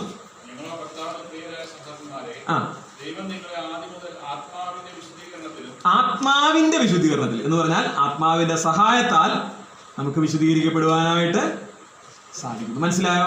അപ്പൊ ദൈവം, പിതാവായ ദൈവം, പുത്രനായ ദൈവം, പരിശുദ്ധാത്മാവായ ദൈവം, ഇവര് മൂവരും, ഈ 3 വ്യക്തിത്വങ്ങളും ഒരുപോലെ താല്പര്യപ്പെടുന്ന ഇൻവോൾവ് ചെയ്തിട്ടുള്ള ഒരു പ്രക്രിയയാണ് നമ്മുടെ വിശുദ്ധീകരണം എന്ന് പറയുന്നത്. ഇതിന്റെ പ്രാധാന്യം എത്രയുണ്ടെന്നുള്ളതാണ് ഞാൻ പറഞ്ഞു വരുന്നത്. നമ്മൾ ഒറ്റ ഒരു വാക്കിൽ നമ്മൾ രക്ഷിക്കപ്പെട്ടു, നമ്മുടെ ആത്മാവ് രക്ഷിക്കപ്പെട്ടു, ദേഹി രക്ഷിക്കപ്പെട്ടുകൊണ്ടിരിക്കുന്നു എന്നങ്ങ് പറഞ്ഞു വിടുകയാണ്. പക്ഷേ നമ്മുടെ ദൈനംദിന ജീവിതത്തിലെ ഈ അനുരൂപമായിട്ടുള്ള രൂപാന്തരപ്പെടൽ, ആ പ്രയോഗത്തിലേക്കൊക്കെ നമ്മൾ വരികയാണ്. അതിൻ്റെ പ്രാധാന്യം എത്രയോ വലുതാണ്. ത്രിയേക ദൈവത്തിൻ്റെ പ്രത്യേകമായ ഇൻവോൾവ്മെന്റ് ഇതിനകത്തുണ്ട്. ആ ദൈവത്തിന്റെ ഇഷ്ടമാണിത്, കർത്താവിന്റെ പ്ലാനാണ് ഇത് എന്ന് മനസ്സിലാക്കുക. എന്താണ് നമുക്ക് ഈ നീതീകരണത്തിലൂടെയും വിശുദ്ധീകരണത്തിലൂടെയും ഉണ്ടാകുന്ന മാറ്റം എന്ന് പറയുന്നത്? ഉത്തരം പറയാം. നീതീകരിക്കപ്പെട്ടു, എന്ത് മാറ്റം ഉണ്ടാകും? ഇപ്പൊ നമ്മൾ കുറെ കാര്യങ്ങളൊക്കെ പറഞ്ഞില്ലേ, അതെങ്കിലും തിരിച്ചു പറ. വന്ന നാളിൽ എന്തുമാറ്റം വന്നു എന്നിൽ. ആരോ ഒരാൾ പണ്ട് പാടിയതായിട്ട് കേട്ടിട്ടുണ്ട്. എന്തുമാറ്റം വന്നു എന്നിൽ. കൂട്ടത്തിൽ വന്നവർക്കറിയാം. അപ്പൊ വന്നവർക്ക് ഇത് അറിയാനായിട്ട് പറ്റത്തുള്ളൂ. മനസ്സിലായോ? വന്നവർക്കറിയാം. പക്ഷെ ശരിക്കും കർത്താവ് നമ്മുടെ ജീവിതത്തിൽ കൊണ്ടുവരുന്ന അല്ലെങ്കിൽ ഈ നീതീകരണം കൊണ്ടുണ്ടാകുന്ന മാറ്റം, ഞാൻ വേഗത്തിൽ ഒരു ഇങ്ങനെ പറഞ്ഞു പോകണം. നമ്മുടെ പദവികൾ മാറും. ശരിയാണോ? പദവികൾ, നമ്മുടെ പദവി എന്നൊക്കെയായിരുന്നു, അന്യനും പരദേശിയും അങ്ങനെയൊക്കെ ആയിരുന്നു നമ്മുടെ അവസ്ഥ. പക്ഷെ അത് മാറിയിട്ട് ദൈവത്തിൻ്റെ സ്വന്തം ഭവനക്കാരൻ, മക്കൾ, അല്ലേ, വിശുദ്ധന്മാരുടെ സഹപൗരന്മാർ, അങ്ങനെയൊക്കെ വലിയ പ്രത്യേകമായ പ്രിവിലേജസ്, പദവികൾ നമുക്ക് കിട്ടുന്നു. നമ്മുടെ പ്രകൃതം, പാപത്തിന്റെ ദാസനായിരുന്ന, പാപത്തിന് അടിമയായിരുന്ന, അല്ലെ പാപം കർത്തൃത്വം നടത്തിയിരുന്ന എൻ്റെ പ്രകൃതം, ആ പ്രകൃതം മാറിയിട്ട് ഒരു ആത്മീക പ്രകൃതി ലഭിക്കാനായിട്ട് എനിക്കിടയായി തീർന്നു. മനസ്സിലായോ? യേശു ക്രിസ്തുവിന്റെ കർത്തൃത്വം അംഗീകരിക്കുമ്പോൾ കർത്താവിന്റെ ഇഷ്ടം ചെയ്യാനായിട്ടുള്ള ഒരു അവസ്ഥ നമ്മുടെ ജീവിതത്തിൽ സംജാതമാകുകയാണ്. ഇനി പുത്രത്വത്തിന്റെ ഏറ്റവും വലിയ ഈ ഗലാത്യ ലേഖനത്തിൽ പറയുന്ന പോലെ തന്നെ അബാ പിതാവേ എന്ന് വിളിക്കാൻ തക്കവണ്ണം ഉള്ള ആ പുത്രത്വത്തിന്റെ ആത്മാവിനെ നമുക്ക് ലഭിച്ചിരിക്കുകയാണ്. വിശുദ്ധീകരണം കൊണ്ടുള്ള മാറ്റം എന്താണെന്ന്? ഇതാണ് നീതീകരണം കൊണ്ട്, അല്ലെങ്കിൽ രക്ഷിക്കപ്പെടുന്ന ആ നിമിഷം സംഭവിക്കുന്ന കുറെ അധികം മാറ്റങ്ങളുണ്ട്. ദേവദാസൻ ഇതിനെക്കുറിച്ച് പറഞ്ഞിരിക്കുന്നത് 53 54 അത്രയധികം മാറ്റങ്ങൾ അദ്ദേഹം ചൂണ്ടിക്കാണിച്ചിട്ട് എഴുതിയതായിട്ട് ഞാൻ വായിച്ചിട്ടുണ്ട്. നമുക്കൊക്കെ ഇത് കണ്ടുപിടിക്കാനായിട്ട് സാധിക്കും. തീർച്ചയായിട്ടും അത് ഇടയായി തീരട്ടെ. ഓക്കെ, അപ്പൊ വിശുദ്ധീകരണം ഞാൻ പ്രകടമായിട്ട് നമുക്ക് പെട്ടെന്ന് മനസ്സിലാകുന്ന ഭാഷ പറഞ്ഞെന്നുള്ളേ ഉള്ളൂ. നീതീകരണം കൊണ്ട് ഇങ്ങനെ നമ്മുടെ ആ ടോട്ടൽ ചേഞ്ച്, പഴയ ആ അവസ്ഥയിൽ നിന്ന് ഒരു മനുഷ്യൻ ക്രിസ്തുവിലായാൽ പുതിയ സൃഷ്ടിയാകുന്നു എന്ന് പറഞ്ഞാൽ ഇതാണ് ഉണ്ടാകുന്ന മാറ്റങ്ങൾ, പ്രകടമായി കാണാവുന്ന മാറ്റങ്ങൾ. വിശുദ്ധീകരണം സംബന്ധിച്ചോ ഒറ്റ വാക്കിന് ഇങ്ങനെ പറയാം, നമ്മുടെ സ്വഭാവം മാറും. മനസ്സിലായോ? നമ്മുടെ പ്രകൃതി അല്ലെങ്കിൽ നമ്മുടെ പദവി അതൊക്കെ മാറുന്നതിനെ പോലെ തന്നെ വിശുദ്ധീകരണം കൊണ്ട് നമ്മുടെ സ്വഭാവം മാറും. അതല്ലെങ്കിൽ ഇങ്ങനെ വേറൊരു ഭാഷ പറഞ്ഞാൽ വിശുദ്ധീകരണം എന്നുള്ളത് നടന്നിട്ടില്ലെങ്കിൽ എന്ത് സംഭവിക്കും? ഈ പഴയ സ്വഭാവം ഉണ്ടായിക്കൊണ്ടേയിരിക്കും. അത് ഇടയ്ക്കിടയ്ക്കിടയ്ക്ക് ഇങ്ങനെ തല പൊക്കും. ആൾക്കാരിങ്ങനെ പലപ്പോഴും കമന്റ് അടിക്കുന്ന ഞാൻ കേട്ടിട്ടുണ്ട്, രക്ഷിക്കപ്പെട്ടു പോയി അല്ലായിരുന്നു ഞാൻ കാണിച്ചു തരായിരുന്നു, എൻ്റെ പഴയ സ്വഭാവമായിരുന്നു കാണിച്ചു തരുമായിരുന്നു എന്നൊക്കെ പറയുന്നത് കേട്ടിട്ടുണ്ട്. ഞാൻ പറഞ്ഞത് ഈ പഴയ സ്വഭാവം മാറണം. ഇതാണ് വിശുദ്ധീകരണം കൊണ്ട് നമ്മൾ അർത്ഥമാക്കുന്നത്. മനസ്സിലായി? പ്രായോഗികമായി എല്ലാ നടപ്പിലും പത്രോസ് വ്യക്തമായിട്ട് പറയണം, എല്ലാ നടപ്പിലും എന്ന് പറഞ്ഞാൽ നമ്മുടെ ക്രിസ്തീയ ജീവിതത്തിന്റെ A to Z ആദ്യം അവസാനം വരെ ഈ റെനോവേഷൻ അല്ലെ ഈ എന്താ പറയുക ഈ ചേഞ്ച് ഇതിങ്ങനെ സംഭവിച്ചുകൊണ്ടേ ഇരിക്കണം. വിശുദ്ധീകരണത്തിന്റെ മാർഗങ്ങൾ എന്തൊക്കെയാണ്? നമ്മുടെ ഈ സ്വഭാവം അത് മാറ്റുവാനായിട്ടാണ് ദൈവം നമ്മളെ കുറിച്ച് ആഗ്രഹിക്കുന്നത്. നിങ്ങളെ കുറിച്ചുള്ള ദൈവത്തിന്റെ ഇഷ്ടം ശുദ്ധീകരണം എന്ന് പറഞ്ഞാൽ അതിന്റെ ആശയം അതാണ്. ഇതിന്റെ മാർഗങ്ങൾ എന്തൊക്കെയാണ്? എങ്ങനെയാണ് നമുക്ക് ഈ വിശുദ്ധീകരണം പ്രാപിക്കാൻ പറ്റുന്നത്? നീതീകരിക്കപ്പെടാനായിട്ട് നമ്മൾ എന്ത് ചെയ്തു? കൃപയാൽ വിശ്വാസത്താൽ ആ മാർഗത്തിലൂടെ മാത്രം നമുക്ക് നീതീകരിക്കപ്പെടാനായിട്ട് ഇടയായി തീർന്നു. ഒരിക്കൽ കർത്താവിനെ ഹൃദയത്തിൽ ആ കാര്യം വിശ്വസിച്ച് അംഗീകരിച്ച് ഏറ്റു പറഞ്ഞപ്പോൾ നമ്മൾ നീതീകരിക്കപ്പെട്ടവരായിട്ട് തീർന്നു. വിശുദ്ധീകരിക്കപ്പെടാനായിട്ട് എന്താണ് മാർഗം? അതിന് ഇത് തന്നെ ഉള്ളു മാർഗം. അതാണ് നമ്മൾ പറഞ്ഞു വരുന്നത്. കൃപയാൽ വിശ്വാസത്താൽ തന്നെ, വിശ്വാസത്താലാണ് നീതീകരിക്കപ്പെടേണ്ടത്. പക്ഷേ എന്നാലും അതിന് ചില മാർഗങ്ങളുണ്ട്. എന്തൊക്കെയാണ് മാർഗങ്ങൾ? മീൻസ് അറിയാവുന്ന കാര്യമാണ്, പെട്ടെന്ന് പറ. എങ്ങനെയാണ് നമ്മൾ വിശുദ്ധീകരിക്കപ്പെടുന്നത്? ദൈനംദിന ജീവിതത്തിലെ കാര്യമാണല്ലോ. Very good. ഒന്നാമത്തെ ഉപാധി എന്ന് പറയുന്നത് ദൈവവചനത്തിലൂടെ. ഇപ്പൊ നമ്മളൊരു വാക്യം വായിച്ചായിരുന്നു എഫെസ്യ ലേഖനത്തിൽ നിന്ന്, കർത്താവിന്റെ പ്ലാൻ പറഞ്ഞപ്പോൾ അതിനകത്ത് തന്നെ വചനത്തോടു കൂടിയ ജലസ്നാനത്താൽ. ദൈവവചനത്തെ ഒരു വെള്ളത്തിനോട് സാദൃശ്യപ്പെടുത്തി പറഞ്ഞിരിക്കുകയാണ്. ആ വെള്ളം കൊണ്ടുള്ള, വചനം കൊണ്ടുള്ള കഴുകൽ, ജലസ്നാനം, ആ കഴുകൽ പ്രാപിച്ചാണ് ശുദ്ധീകരണം നടക്കേണ്ടത്. യാക്കോബിന്റെ ലേഖനം 1-ാം അധ്യായം 22 മുതൽ 25, 21 തൊട്ട് വായിച്ചു. യാക്കോബ് 1-ന്റെ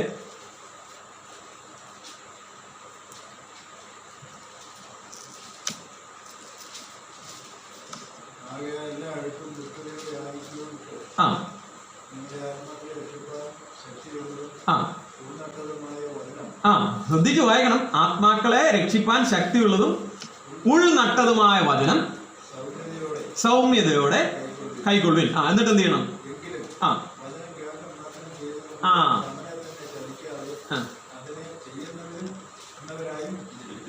വചന ശുശ്രൂഷയുടെ പ്രാർത്ഥനയ്ക്ക് മുമ്പ് നമ്മൾ ഇടയ്ക്കിടയ്ക്ക് ഇത് ഓർക്കാറുണ്ട്. പക്ഷെ അത് കഴിഞ്ഞും എപ്പോഴും ഓർക്കേണ്ട, നമ്മളെ ഭയപ്പെടുത്തേണ്ട ഒരു ചിന്തയാണ്, അല്ലെങ്കിൽ ഒരു വാക്യാണ്, വചനം കേൾക്കുക മാത്രം ചെയ്ത് തങ്ങളെ തന്നെ ചതിക്കാതെ അതിനെ ചെയ്യുന്നവരായിട്ടിരിക്കണം. മുമ്പോട്ട് വായിക്കോട്ടെ, എന്റെ പോയിന്റ് അതല്ല.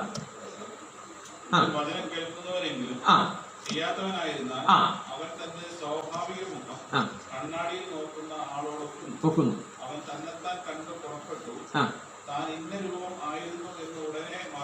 മറന്നുപോകും.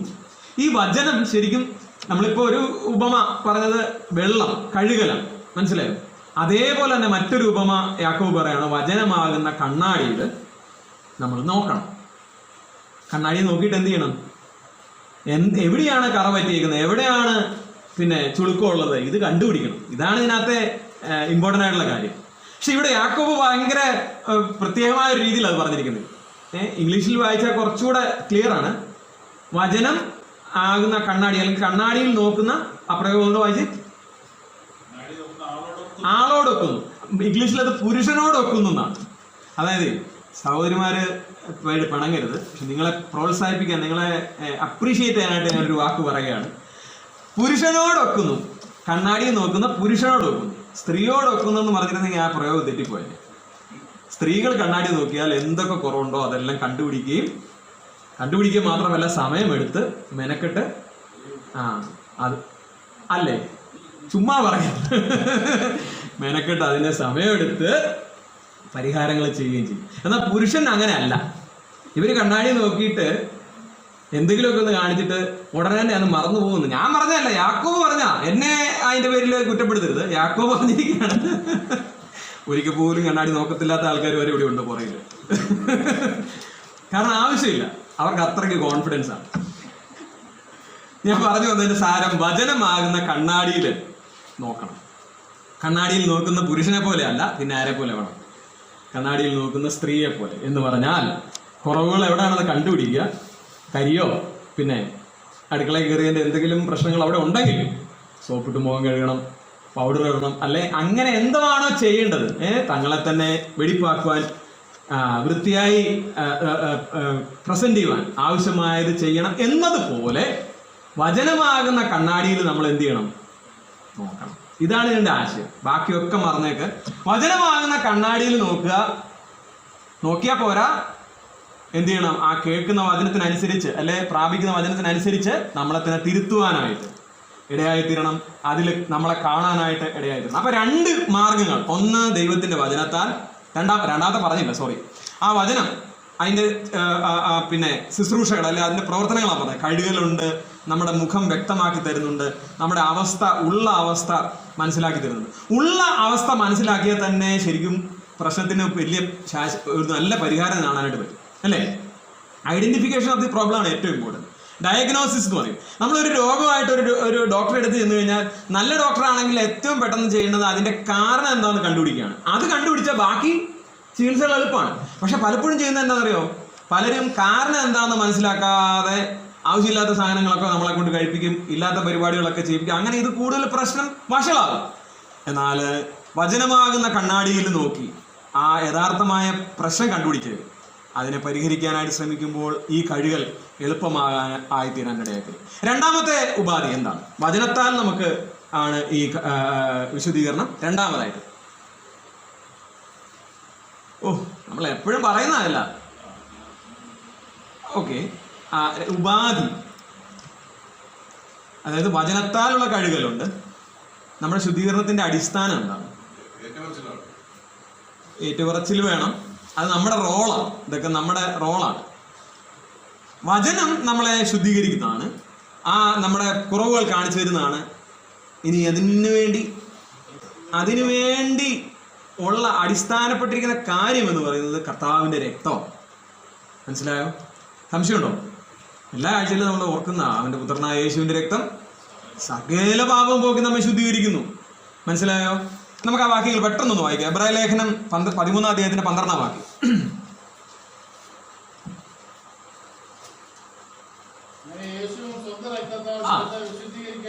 അങ്ങനെ യേശുവും സ്വന്തം രക്തത്താൽ ജനത്തെ വിശുദ്ധീകരിക്കേണ്ടതിന്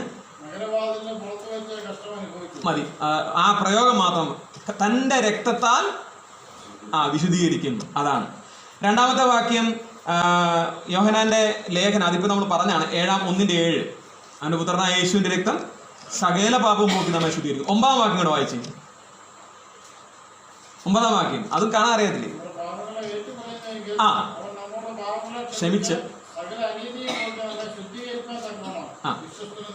അപ്പൊ കർത്താവിന്റെ രക്തം അവിടെ ഉണ്ട്. എന്തിനു വേണ്ടിയിട്ട്? നമ്മുടെ ശുദ്ധീകരണത്തിനായിട്ട്. പക്ഷേ ആ രക്തത്തിന്റെ അടിസ്ഥാനത്തിൽ മാത്രം ശുദ്ധീകരിക്കപ്പെടുമോ? പാപം നമ്മൾ എന്ത് ചെയ്യണം? ഏറ്റുപറയണം. അതാണ് കുഞ്ചായൻ മുമ്പ് പറഞ്ഞ കാര്യം. അത് നമ്മുടെ റോളാണ്. ഇതിനകത്ത് നമ്മുടെ പങ്കെന്താ? അടുത്ത വിഷയം അതാണ്. അപ്പൊ 2 ഉപാധികൾ. ഒന്ന് ദൈവത്തിന്റെ വചനം, 2 കർത്താവിന്റെ പരിശുദ്ധമായ നിർമ്മലമായ രക്തം. ആ രക്തത്തിന്റെ സാധ്യതയാണ് ഇതെല്ലാം നമുക്ക് നൽകുന്നത്. ഇനി നമ്മൾ എന്ത് ചെയ്യണം എന്നുള്ളത് കറക്റ്റായിട്ട് മനസ്സിലാക്കാൻ ഞാനൊരു എക്സസൈസ് കഴിഞ്ഞ ദിവസം പറഞ്ഞിരുന്നു. നിങ്ങൾ എത്ര പേര് ചെയ്ത് നിർത്തില്ല. റോമാലേഖനം 6-ാം അധ്യായം വായിക്കണമെന്ന് പറഞ്ഞു. വായിച്ചോ? ആരെങ്കിലും വായിച്ചോ? 2-3 ആഴ്ച മുമ്പാണ്. ഈ പഠനങ്ങളുമായിട്ട് ബന്ധപ്പെട്ട് ഏറ്റവും പ്രധാനപ്പെട്ട ഒരു പോർഷനാണ് റോമാലേഖനം 6-ാം അധ്യായം. ഇനി ആരെങ്കിലും ഈ ദിവസങ്ങളിൽ വായിച്ചിട്ടില്ലെങ്കിൽ തീർച്ചയായിട്ടും ഇന്ന് തന്നെ അല്ലെങ്കിൽ ഈ ദിവസങ്ങളിൽ അത് ചെയ്യുക. റോമാലേഖനം 6-ാം അധ്യായം വായിക്കുക. നമുക്കറിയാം ഈ വിശുദ്ധീകരണത്തിന് എന്താണ് ചെയ്യേണ്ടത്, അല്ലെ എങ്ങനെയാണ് അത് സംഭവിക്കുന്നത്, നമ്മുടെ ദേഹിയുടെ ആ രക്ഷ അത് എങ്ങനെയാണ് സാധിക്കുന്നത് എന്നുള്ളത്, അതിന്റെ സാധ്യത എന്താണ് എന്നുള്ളത് സവിസ്തരം വിശദീകരിച്ചിരിക്കുന്നത് നമുക്ക് കാണാനായിട്ട് സാധിക്കും.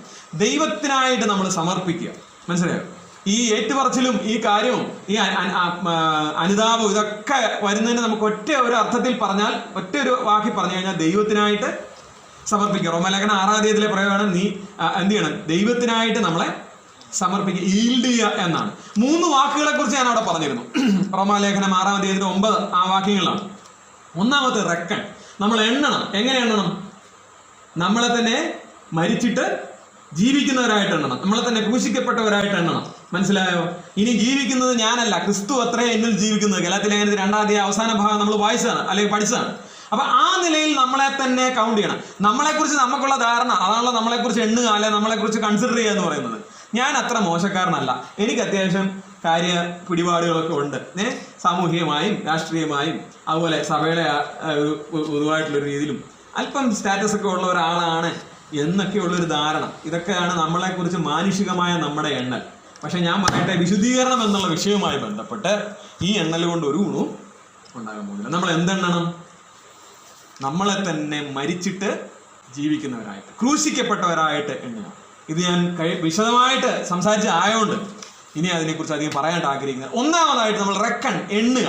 ആ ഇംഗ്ലീഷിലെ വാക്ക് പ്രത്യേകം ഓർക്കുക. നമ്മളെ തന്നെ കൺസിഡർ ചെയ്യേണ്ടത് ഒരു എന്താ പറയുക, ചത്ത് ജീവിക്കുന്നവരായിട്ട്. മനസ്സിലായോ? മരിക്കുന്നവരായിട്ട്. കർത്താവ് പറഞ്ഞ വാക്ക് ഓർക്കുക, ഒരുത്തൻ എന്നെ അനുഗമിപ്പാൻ ഇച്ഛിച്ചാൽ തന്റെ ക്രൂശ് എടുത്തുകൊണ്ട് എന്നെ അനുഗമിക്കട്ടെ. ക്രൂശ് എടുത്ത് അനുഗമിക്കുക എന്ന് പറഞ്ഞാൽ അതിന്റെ ശരിയായ ആശയം മരണം എപ്പോഴും മുമ്പിൽ കണ്ടുകൊണ്ട് മുമ്പോട്ട് പോകുക എന്നുള്ളതാണ്. ശരിയായിട്ടും അത് തന്നെയാണ് ദൈനംദിന ജീവിതത്തിൽ നമ്മുടെ പ്രതീക്ഷ. കർത്താവിന്റെ ഒപ്പം ക്രൂശിക്കപ്പെട്ടിരിക്കുന്നു ഞാൻ എന്ന് പറഞ്ഞാൽ ഒരിക്കലായിട്ട് ന്യായപ്രമാണത്തിന് മരിച്ചു, പക്ഷേ ദിനം പ്രതി അവനോടുകൂടെ ക്രൂശിക്കപ്പെട്ടുകൊണ്ടിരിക്കുന്നു. മനസ്സിലായോ? അതായത് കഴിഞ്ഞ കാലത്തിൽ ആരംഭിച്ച് ഇപ്പോഴും തുടരുന്നതായ ആ പ്രവർത്തനത്തെക്കുറിച്ച് നമ്മൾ ചിന്തിച്ചാണ്. രണ്ടാമത്തെ വാക്ക് എന്ന് പറയുന്നത് വഴങ്ങിക്കൊടുക്കുക. അതാണ് ഈ സമർപ്പണത്തിലെ ഒരു കാര്യം. എങ്ങനെ സമർപ്പിക്കണം? ദൈവത്തിനായിട്ട് സമർപ്പിക്കുക. സംശയമുണ്ടോ? റോമാലേഖനം 6-ാം അധ്യായം പെട്ടെന്നൊന്ന് എടുക്കാം.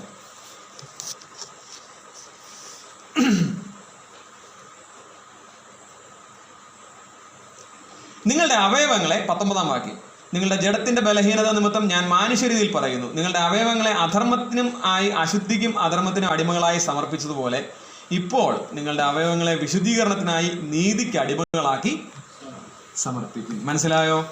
നീതിക്ക് അടിമകളായി സമർപ്പിക്കുക. ഒരിക്കൽ രക്ഷിക്കപ്പെടുന്നതിന് മുമ്പ് അധർമ്മത്തിനും അശുദ്ധിക്കും ഉപകരണങ്ങളായിട്ട് നമ്മുടെ ജീവിതത്തെ, നമ്മുടെ ശരീരത്തെയൊക്കെ നമ്മൾ സമർപ്പിച്ചിരിക്കുകയായിരുന്നു. എന്നാൽ അത് മാറിയിട്ട് നീതിയുടെ ആയുധമായി അതിന് അടിമയായിട്ട് സമർപ്പിക്കുക. അതാണ് പറയുന്നത്, ഒന്നുകിൽ പാപത്തിന് ദാസന്മാർ മരണത്തിനായി, അല്ലെങ്കിൽ നീതിക്ക് ആയി അനുസരണത്തിന്റെ ദാസന്മാർ. ഈ ഏതെങ്കിലും ഒരെണ്ണത്തെ നിൽക്കാൻ പറ്റുള്ളൂ. രണ്ടെങ്കിലും കൂടെ ഞാൻ പകുതി പാപത്തിന് ദാസനും അല്ലെ പകുതി ദൈവത്തിന് ദാസനും ബാക്കി കുറെ സമയം പാപത്തിന് ദാസനും, അങ്ങനെ ഒരു സംഭവം ഇല്ല. ഒന്നുകിൽ ദൈവത്തിന്റെ ദാസൻ അല്ലെങ്കിൽ പാപത്തിന്റെ ദാസൻ. അപ്പൊ നമ്മള് പ്രകൃതി, ഞാൻ പറഞ്ഞല്ലോ ഈ നീതീകരണങ്ങളുണ്ടായ വ്യത്യാസം എന്ന് പറഞ്ഞാൽ നമ്മുടെ പ്രകൃതിക്ക് മാറ്റം വന്നു. ആ പാപത്തിന്റെ കർത്തൃത്വം മാറി. ഇപ്പൊ ആരാ കർത്താവ്? യേശു കർത്താവ് നമ്മുടെ കർത്താവാണ്. അപ്പോൾ നമ്മൾ നീതിയുടെ ആയുധങ്ങളായി നമുക്ക് നമ്മളെ സമർപ്പിക്കാനായിട്ട് സാധിക്കും. ഇവിടെയാണ് ആ വ്യത്യാസം കാണേണ്ടത്. മനസ്സിലായോ? അപ്പോൾ ഈൽഡ് ചെയ്യണം, നമ്മളെ തന്നെ വഴങ്ങിക്കൊടുക്കണം, നമ്മളെ തന്നെ സമർപ്പിക്കണം. മൂന്നാമത് ഒരു വാക്കുകൂടുണ്ട്, സർ. ഇവിടെ ഒരു അടിമയുടെ കാര്യമാണ് പറഞ്ഞിരിക്കുന്നത്. ഒരു അടിമയ്ക്ക് പ്രത്യേകിച്ച് യാതൊരു റോളുമില്ല. അവൻ്റെ ജീവിതത്തിൻ്റെ റോമാലേഖനം 6-ാം അധ്യായത്തിലെ കാര്യം ഞാൻ പറഞ്ഞു കേട്ടോ. അവൻ്റെ ജീവിതത്തിലെ മുഴുവൻ നിയന്ത്രണവും ആരുടെ അനുസരിച്ചാണ്? യജമാനന്റെ. വേറൊരു ചാൻസ് ഇല്ല, ഒരു ചോയ്സ് ഇല്ല, ഒന്നുമില്ല. ഇതേ മനോഭാവം. നമ്മൾ സത്യത്തിൽ ക്രിസ്തുയേശുവിൽ സ്വാതന്ത്ര്യം പ്രാപിച്ചിരിക്കുക അല്ലേ? പക്ഷേ ഈ സ്വാതന്ത്ര്യം എന്ന് പറയുന്നത് വേറൊരാളുടെ അടിമത്തത്തിലേക്കാണ്. കർത്താവ് ഒരിക്കലും നമ്മളെ അടിമകളായിട്ടല്ല കണക്കാക്കുന്നത്. തന്നോട് അനുരൂപമായി രൂപാന്തരപ്പെടുത്തുവാനായിട്ടാണ് നമ്മളെ തെരഞ്ഞെടുത്തിരിക്കുന്നത്. എന്നാൽ പക്ഷേ യഥാർത്ഥത്തിൽ നമ്മൾ സ്നേഹത്തിൻ്റെ ആധിക്യം ഓർത്തിട്ട് പറയുകയാണ്, ഞാൻ നിന്റെ അടിമയായിക്കൊള്ളാം. യാക്കോബ് യേശു ക്രിസ്തുവിന്റെ സഹോദരനെ യാക്കോബ് പറയാണ്, യൂദ പറയുകയാണ്, ഇവരെല്ലാം പറയാണ് ഡൂലോസ്, ബോണ്ട് സെർവൻറ്റ്. ഞങ്ങൾ അടിമദാസരാണ്. ആരുടെ? യേശു കർത്താവിന്റെ. അവരുടെ മാനുഷികമായ ബന്ധമോ അതൊന്നും പറയാതെ ലേഖനം എഴുതുമ്പോൾ തുടക്കത്തിൽ പറയാണ് യേശു ക്രിസ്തുവിന്റെ ദാസനായ യാക്കോബ് എന്ന് പറഞ്ഞാൽ അതിന്റെ അർത്ഥം ഞാൻ അവന്റെ അടിമയാണ്. അപ്പൊ നമ്മളെ തന്നെ എണ്ണണം, നമ്മളെ തന്നെ വഴങ്ങിക്കൊടുക്കണം, നമ്മളെ തന്നെ അടിമകളായി പരിഗണിക്കണം. ഇങ്ങനെ ചെയ്യുമ്പോൾ എന്ന് പറഞ്ഞാൽ ആ സേവ ചെയ്യുമ്പോൾ ആണ് നമ്മുടെ സമർപ്പണം പൂർണ്ണമാകുന്നത്. റോമാലേഖനം 12-ാം അധ്യായം, സാറ് ഇടയ്ക്കിടയ്ക്ക് വായിക്കുന്നതാണ്. നമ്മൾ 12-ാം അധ്യായത്തിന് 1-ാമത്തെ വാക്യം മുതൽ വായിക്കുമ്പോൾ അവിടുത്തെ പ്രയോഗം എന്താണ്? സഹോദരന്മാരെ, ഞാൻ ദൈവത്തിന്റെ മനസ്സിൽ ഓർപ്പിച്ച് നിങ്ങളെ പ്രബോധിപ്പിക്കുന്നത്, നിങ്ങൾ ആ ബുദ്ധിയുള്ള ആരാധനയായി നിങ്ങളുടെ ശരീരങ്ങളെ ജീവനും വിശുദ്ധിയും ദൈവത്തിന് പ്രസാദവുമുള്ള യാഗവുമായി വാക്ക് ശ്രദ്ധിക്കുക, സമർപ്പിക്കുക. നമ്മുടെ ശരീരത്തെ എന്ത് ചെയ്യണം? ദൈവത്തിന് ഒരു യാഗമായിട്ട് സമർപ്പിക്കണം. ഇതാണ് ശരിക്കും ഈ വിശുദ്ധീകരണത്തിലെ നമ്മുടെ റോളെന്ന് പറയുന്നത്. മനസ്സിലായി? ജീവിതം ആരാധനയാണ്. മനസ്സിലായോ? യാഗമായി എന്നല്ലേ പറഞ്ഞത്? യാഗമായി, അങ്ങനെയല്ലേ? പ്രസാദമുള്ള യാഗമായി. യാഗം എന്ന് പറയുന്നത് എന്താണ്? ഇവിടെ ഉദ്ദേശിക്കുന്ന ആ യാഗം ശരിക്കും ആരാധനയാണ്. അപ്പൊ നമ്മുടെ ജീവിതം പരിശുദ്ധാത്മ നിറവിൽ ദൈവത്തിനുള്ള ഒരു ആരാധനയായിട്ട് മാറുന്നതാണ് ശരിക്കും വിശുദ്ധീകരണത്തിന്റെ മറ്റൊരു ഭാഷ എന്ന് പറയുന്നത്. ആ വാക്ക് വളരെ ശ്രദ്ധേയമാണ്. നമുക്കറിയാം, ഒരു വാക്യം കൂടെ വായിച്ചിട്ട് നമുക്ക് ഇന്നത്തെ ചിന്ത ഇവിടെ അവസാനിപ്പിക്കാം. എബ്രായ ലേഖനം 12-ാം അധ്യായത്തിന്റെ 14-ാമത്തെ വാക്യം.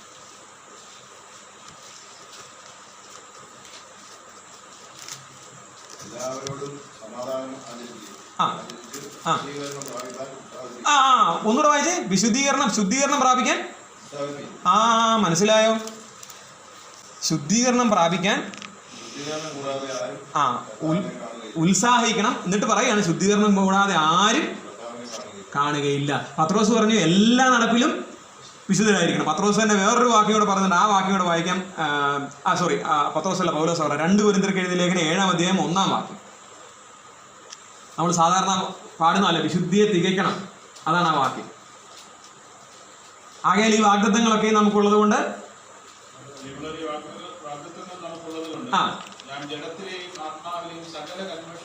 നീക്കി ദൈവഭയത്തിൽ വിശുദ്ധിയെ തികയ്ക്കണം. 2 വാക്യങ്ങൾ, 2 വാക്കിലെ പ്രയോഗങ്ങൾ മാത്രം ചൂണ്ടിക്കാണിക്കുന്നു. എബ്രായ ലേഖനം 12-ാം അധ്യായത്തിന്റെ 14-ാം വാക്യം, ഉത്സാഹിക്കണം. എന്തിനു വേണ്ടിയിട്ട്? വിശുദ്ധിക്ക് വേണ്ടിയിട്ട്. കൊരിന്ത്യർക്ക് എഴുതിയ 2-ാം ലേഖനം 7-ാം അധ്യായം 1-ാം വാക്യം, വിശുദ്ധിയെ തികയ്ക്കണം. നമ്മൾ ഇത്രയും നേരം പറഞ്ഞുകൊണ്ട് വന്നിരുന്ന ഒരു കാര്യം, പൊസിഷണലായിട്ട് നമ്മൾ ആരാണ്? വിശുദ്ധന്മാരാണ്. കൊരിന്ത്യയിലെ സഭക്കാർ വിശുദ്ധന്മാരാണ്, നമ്മൾ വിശുദ്ധന്മാരാണ്, ഒക്കെ ശരിയാണ്. പക്ഷേ നമുക്കൊരു റോളുണ്ട്, അതിന് മീൻസ് ഉണ്ട്, അല്ലെ? മാർഗങ്ങൾ ദൈവം തന്നിട്ടുണ്ട്, ദൈവത്തിന്റെ വചനത്താൽ, കർത്താവിന്റെ രക്തത്താൽ. പക്ഷെ നമ്മുടെ പാർട്ട് എന്ന് പറയുന്നത് ഇവിടെ കിടക്കണം. നമ്മളെ തന്നെ സമർപ്പിക്കുക. ദൈനംദിനം നമ്മുടെ നടപ്പ്, അനുദിന ജീവിതം വിശുദ്ധിയിൽ കൊണ്ടുവരുവാനായിട്ട് ഇടയായിത്തീരുക. ഒരു യാഗമായി സമർപ്പിക്കുവാൻ ഇടയായിത്തീരുക. നമ്മളെ തന്നെ മരിച്ചിട്ട് ജീവിക്കുന്നവരായിട്ട് എണ്ണുക, ക്രൂശിക്കപ്പെട്ടവരായിട്ട് എണ്ണുക. നമ്മളെ തന്നെ വഴങ്ങിക്കൊടുക്കുക. ആർക്ക്? കർത്താവിന് സമ്പൂർണ്ണമായിട്ട്, ആ ഒരു അടിമയെ പോലെ സേവിക്കുവാനായിട്ട്. മനസ്സ് കാണിക്കുമ്പം ജീവിതം ഒരു യാഗമായി, ആരാധനയായി മാറുന്നു. ഇതിന് നമ്മൾ എന്ത് ചെയ്യണം? നമ്മുടെ ഭാഗത്തു നിന്നുള്ള ഇതിനു വേണ്ടിയിട്ടുള്ള മീൻസ് എല്ലാം ദൈവം ചെയ്തിരിക്കും. അതാണ് കൃപയാൽ എന്ന് പറയുന്നത്. നമ്മൾ ഇതിനു വേണ്ടിയിട്ട് പ്രത്യേകിച്ച് ന്യായപ്രമാണത്തിന്റെ ഒരു പ്രവൃത്തിയും ചെയ്യേണ്ട ആവശ്യമില്ല. മനസ്സിലായോ? ഒരു പൈസയും മുടക്കേണ്ട ആവശ്യമില്ല, ഒരു കഷ്ടപ്പാടും ചെയ്യേണ്ട ആവശ്യമില്ല. പക്ഷേ നമ്മുടെ ആ ഹൃദയത്തിന്റെ ആത്യന്തികമായ തീരുമാനം ഇതിനകത്തുണ്ടാകണം. അതാണ് നിങ്ങൾ വിശുദ്ധിക്ക് വേണ്ടി, ശുദ്ധീകരണത്തിന് വേണ്ടി ഉത്സാഹിക്കണം എന്ന് പറയുന്നത്. എന്നിട്ട് പറയുകയാണ്, ശുദ്ധീകരണം കൂടാതെ ആരും കർത്താവിനെ കാണുകയില്ല. ആ വാക്യത്തിനകത്ത് വല്ല കുഴപ്പമുണ്ടോ? അപ്പൊ ഇത്തരം നേരെല്ലാം പറഞ്ഞ് നമ്മൾ പക്ഷെ ശുദ്ധീകരണത്തിന് വേണ്ടി ഉത്സാഹിക്കുന്നില്ല. നമുക്ക് കർത്താവിനെ കാണാൻ പറ്റുകയല്ലേ? പറ്റുമോ? ഇവിടെ എഴുതിയ ശുദ്ധീകരണം കൂടാതെ ആരെ കർത്താവിനെ കാണുകയില്ല. അതിന്റെ ആശയം ഇതാണ്. യോഹന്നാന്റെ ലേഖനം 1-ാം ലേഖനം 3-ാം അധ്യായം 1 മുതൽ നമുക്കറിയാമല്ലോ. കാൺമീൻ നാം ദൈവമക്കൾ എന്ന് വിളിക്കപ്പെടുവാൻ പിതാവ് നമുക്ക് എത്ര വലിയ സ്നേഹം തന്നിരിക്കുന്നു, അങ്ങനെ തന്നെ നാം ആകുന്നു. അടുത്ത വാക്യം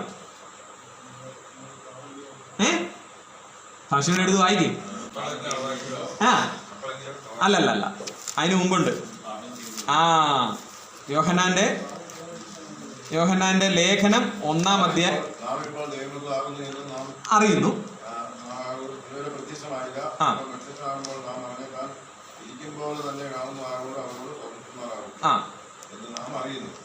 അവനിൽ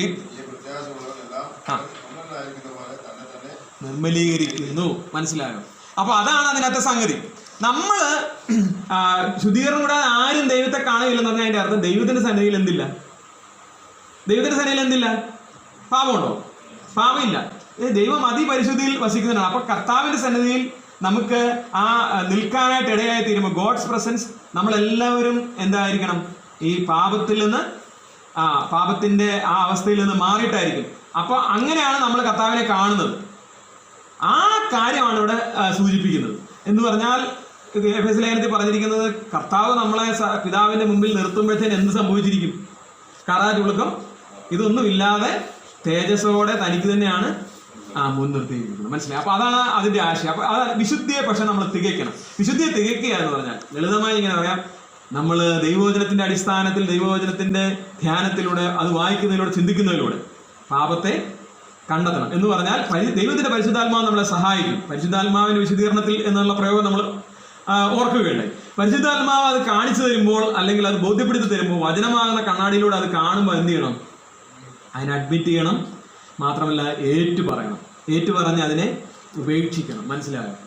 ഒരു വാക്യമുണ്ടല്ലോ യോഹന്നാന്റെ ലേഖനത്തിൽ, കുഞ്ഞുങ്ങളെ നിങ്ങൾ പാപം ചെയ്യാതിരിക്കാൻ ഞാനിത് എഴുതുന്നു, എന്നാൽ പാപം ചെയ്തുവെങ്കിലോ നീതിമാനായ യേശുക്രിസ്തു എന്ന കാര്യസ്ഥൻ നമുക്ക് വേണ്ടി പക്ഷപാതം ചെയ്യുന്നു. 1 ലേഖനം 1 യോഹന്നാൻ 2:1. ഒരുത്തൻ പാപം ചെയ്തുവെങ്കിലോ നീതിമാനായ യേശുക്രിസ്തു എന്ന കാര്യസ്ഥൻ നമുക്ക് പിതാവിന്റെ അടുക്കൽ ഉണ്ട്. അവൻ നമ്മുടെ പാപങ്ങൾക്ക് പ്രായശ്ചിത്തം ആകുന്നു. മനസ്സിലായോ? കർത്താവ് തൻ്റെ ആ പുണ്യാഹ രക്തം, അല്ലെങ്കിൽ ആ ഒരിക്കലായിട്ട് ചൊരിഞ്ഞ ആ രക്തം എല്ലാ പാപത്തിനും പരിഹാരത്തിനും മതിയായതാണ്. പക്ഷേ നമ്മളുടെ ദൈനംദിന ജീവിതത്തിലെ കുറവുകൾ കണ്ടാൽ അതിനെ ഏറ്റുപറഞ്ഞ് ഉപേക്ഷിക്കുമ്പോൾ വീണ്ടും ആ മധ്യസ്ഥനായിട്ട്, അല്ലെങ്കിൽ എന്താ പറയുക, നമുക്ക് വേണ്ടിയിട്ട് അഡ്വക്കേറ്റായിട്ട് അവിടെ താൻ പ്രസന്റ് ആവുകയാണ്. ഈ പാപത്തിന്റെ പരിഹാരം കൂടെ ഞാൻ എന്ത് ചെയ്തിരിക്കുന്നു? കാൽവരി ക്രൂശിൽ തികച്ച് അതിന്റെ പൂർത്തീകരണം വരുത്തിയിരിക്കുന്നു. മനസ്സിലായോ? അതിന്റെ പരിഹാരം വരുത്തിയിരിക്കുന്നു. ഇതാണ് കർത്താവ് പറയുന്നത്. അതിന്റെ അടിസ്ഥാനത്തിൽ അവനോട് ക്ഷമിക്കണം. മനസ്സിലായോ? നമുക്ക് വേണ്ടി വാദിക്കുന്ന ഒരു അഡ്വക്കേറ്റ്. കർത്താവിന് സ്തോത്രം. ഈ വിശുദ്ധീകരണം എന്ന് പറയുന്നത് നമ്മുടെ ജീവിതത്തിൽ നിമിഷം തോറും നടക്കേണ്ടതായിട്ടുള്ള കാര്യമാണ്. നമ്മുടെ ശ്വാസം വിടുന്നതും എടുക്കുന്നതും പോലെ നമ്മുടെ വിശുദ്ധ ജീവിതത്തിനായിട്ട് ഒരുങ്ങേണ്ടതാണ്. പാപത്തെ കണ്ടെത്തുക, അതിനെ ശോധന ചെയ്യുക. മാത്രമല്ല ആ ശോധന ചെയ്ത് നീക്കി വിശുദ്ധ ജീവിതത്തിനായിട്ട് പ്രാർത്ഥിക്കുക. മുമ്പ് എപ്പിസോഡിൽ പറഞ്ഞ നമ്മുടെ റോളിനകത്ത് വരുന്ന കാര്യമാണ് എന്ത്? പ്രാർത്ഥന. കർത്താവെ, ഈ നിലയിൽ എന്നെ ശുദ്ധീകരിക്കണം, അവിടുത്തെ വചനത്താൽ എന്നെ കഴുകണം, അവിടുത്തെ രക്തത്താൽ എന്നെ ശുദ്ധീകരിക്കണം. ഇതാണ് ശുദ്ധീകരണത്തിനായിട്ട് ദൈവം വെച്ചിരിക്കുന്ന വ്യവസ്ഥ എന്ന് പറഞ്ഞത്. പക്ഷെ ഇത് ഓൾറെഡി കൃപയാൽ ദൈവം അതിന്റെ മീൻസ് എല്ലാം ഒരുക്കി വെച്ചിരിക്കുകയാണ്. നമ്മൾ എന്ത് ചെയ്യണം? അതിനോട് ഏകീഭവിച്ച് അതിൻ്റെ ആ പാതയിൽ മുന്നേറാനായിട്ട് ഇടയായിത്തീരണം. ഇങ്ങനെയൊക്കെ മാർഗങ്ങളും അല്ലെ വ്യവസ്ഥകളും വെച്ചിട്ടുണ്ടെങ്കിലും എന്നാലും നമുക്കറിയാമല്ലോ, എന്നാലും നമ്മൾ ഓർക്കാത്തതും, അല്ലെങ്കിൽ പിന്നെ നമ്മൾ ഓർത്തിട്ടും ഓർക്കുന്നില്ല എന്ന് വിചാരിക്കുന്നത്, കണ്ടിട്ടും കണ്ണടച്ചു വിടുന്നതുമായ ചില പ്രശ്നങ്ങളൊക്കെ ഉണ്ടാകാറില്ലേ? എല്ലാം കൃത്യമായിട്ട് ഏറ്റു പറയാൻ പറ്റുന്നുണ്ടോ? അതെങ്ങനെ കളയും? ദൈവം ഭയങ്കര കരുണയുള്ളവരല്ലേ?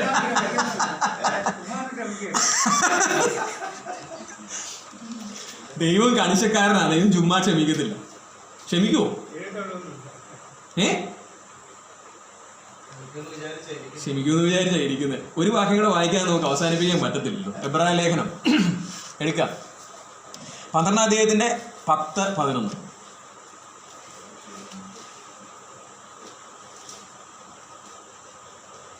കർത്താവ് നമുക്ക് എല്ലാ മാർഗങ്ങളും ഒരുക്കി വെച്ചിരിക്കുകയാണ്. കർത്താവിൻ്റെ കൃപയാൽ നമുക്ക് ഈ ശുദ്ധീകരണം തീർച്ചയായിട്ടും എന്ത് ചെയ്യാൻ പറ്റും? പ്രാപിക്കാനായിട്ട് സാധിക്കും. പക്ഷെ നമുക്ക് ഇതിനൊന്ന് വഴങ്ങി കൊടുക്കേണ്ടതായിട്ടുണ്ട്. മനസ്സിലായോ? നമ്മൾ ഈൽഡ് ചെയ്യണം, സബ്മിറ്റ് ചെയ്യണം. നമ്മളെ തന്നെ മരിച്ചവരെ പോലെ, മരിച്ചിട്ട് ജീവിക്കുന്നവരെ പോലെ എണ്ണണം, സമർപ്പിക്കണം. ഇതൊക്കെ ചെയ്യണം. ഇതുകൊണ്ട് നമ്മുടെ റോള് നമ്മൾ ചെയ്യുന്നില്ലെങ്കിൽ കർത്താവിന് ഏതായാലും കറയും ചുളുക്കമായിട്ട് അവിടെ കൊണ്ട് നമ്മളെ എന്ത് ചെയ്യാൻ പറ്റത്തില്ല, നിർത്താൻ പറ്റില്ല. അതെന്തൊരു ഒരു കാരണവശാലും നടക്കത്തില്ല. കാരണം ശുദ്ധീകരണം കൂടാതെ ദൈവത്തിന്റെ മുമ്പിൽ നിർത്താൻ, പ്രസന്റ് ചെയ്യാൻ പറ്റത്തില്ല. കർത്താവ് ഇതിനകത്ത് നിസ്സഹായനാണ്. അങ്ങനെയാണ് പിന്നെ എങ്ങനെ ശുദ്ധീകരിക്കും? വായിച്ചു.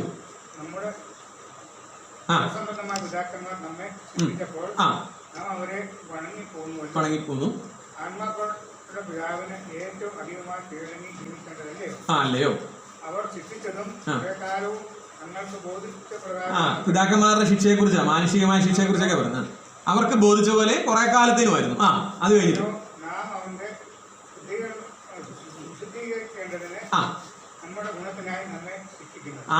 ഇവിടെ വേറൊരാൾ നമ്മളെ ശിക്ഷിക്കും.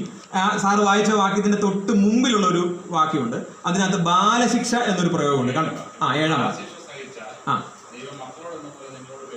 ബാലശിക്ഷ കിട്ടുന്നില്ലെങ്കിലോ മകനെവിടെ? അടുത്ത വാക്യം.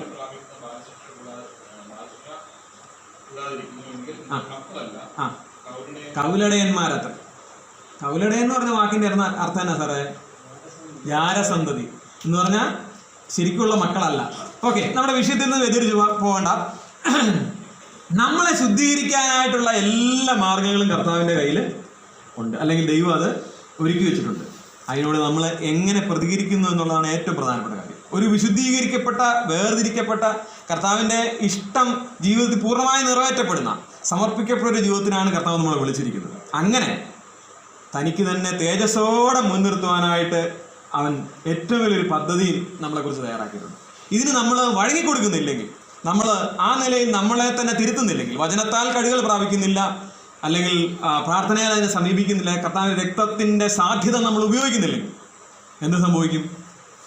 കർത്താവ് ശുദ്ധീകരിക്കും എന്തായാലും, അല്ലാതെ കൊണ്ടുപോകാനൊരു മാർഗമില്ല. ബാലശിക്ഷ, ആ ബാലശിക്ഷ എന്ന് പറയുന്നത് നമുക്കറിയാം തീർച്ചയായിട്ടും വേദനാജനകമായിരിക്കും. ശുദ്ധീകരണത്തിന് വേണ്ടിയാണ്, പക്ഷേ അത് വേദനാജനകമായി മാറിയേക്കും. കർത്താവ് നമ്മളെ സഹായിക്കട്ടെ. ബാലശിക്ഷ ഇല്ലാതെ നമ്മളെ തന്നെ തിരുത്തുവാൻ കർത്താവ് നമ്മളെ സഹായിക്കട്ടെ.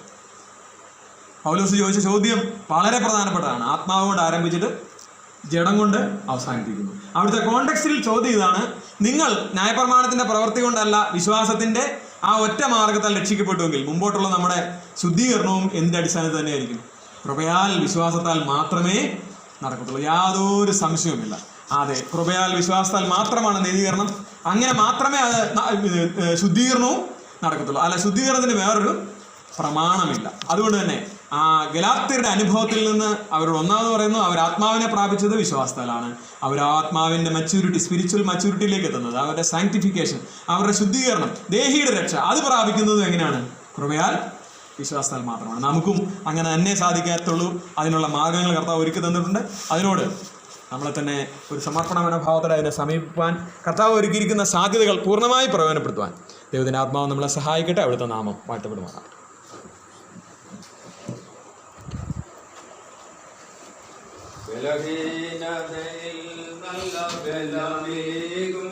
മരുഭൂമിയിൽ ആനന്ദ തണലാകും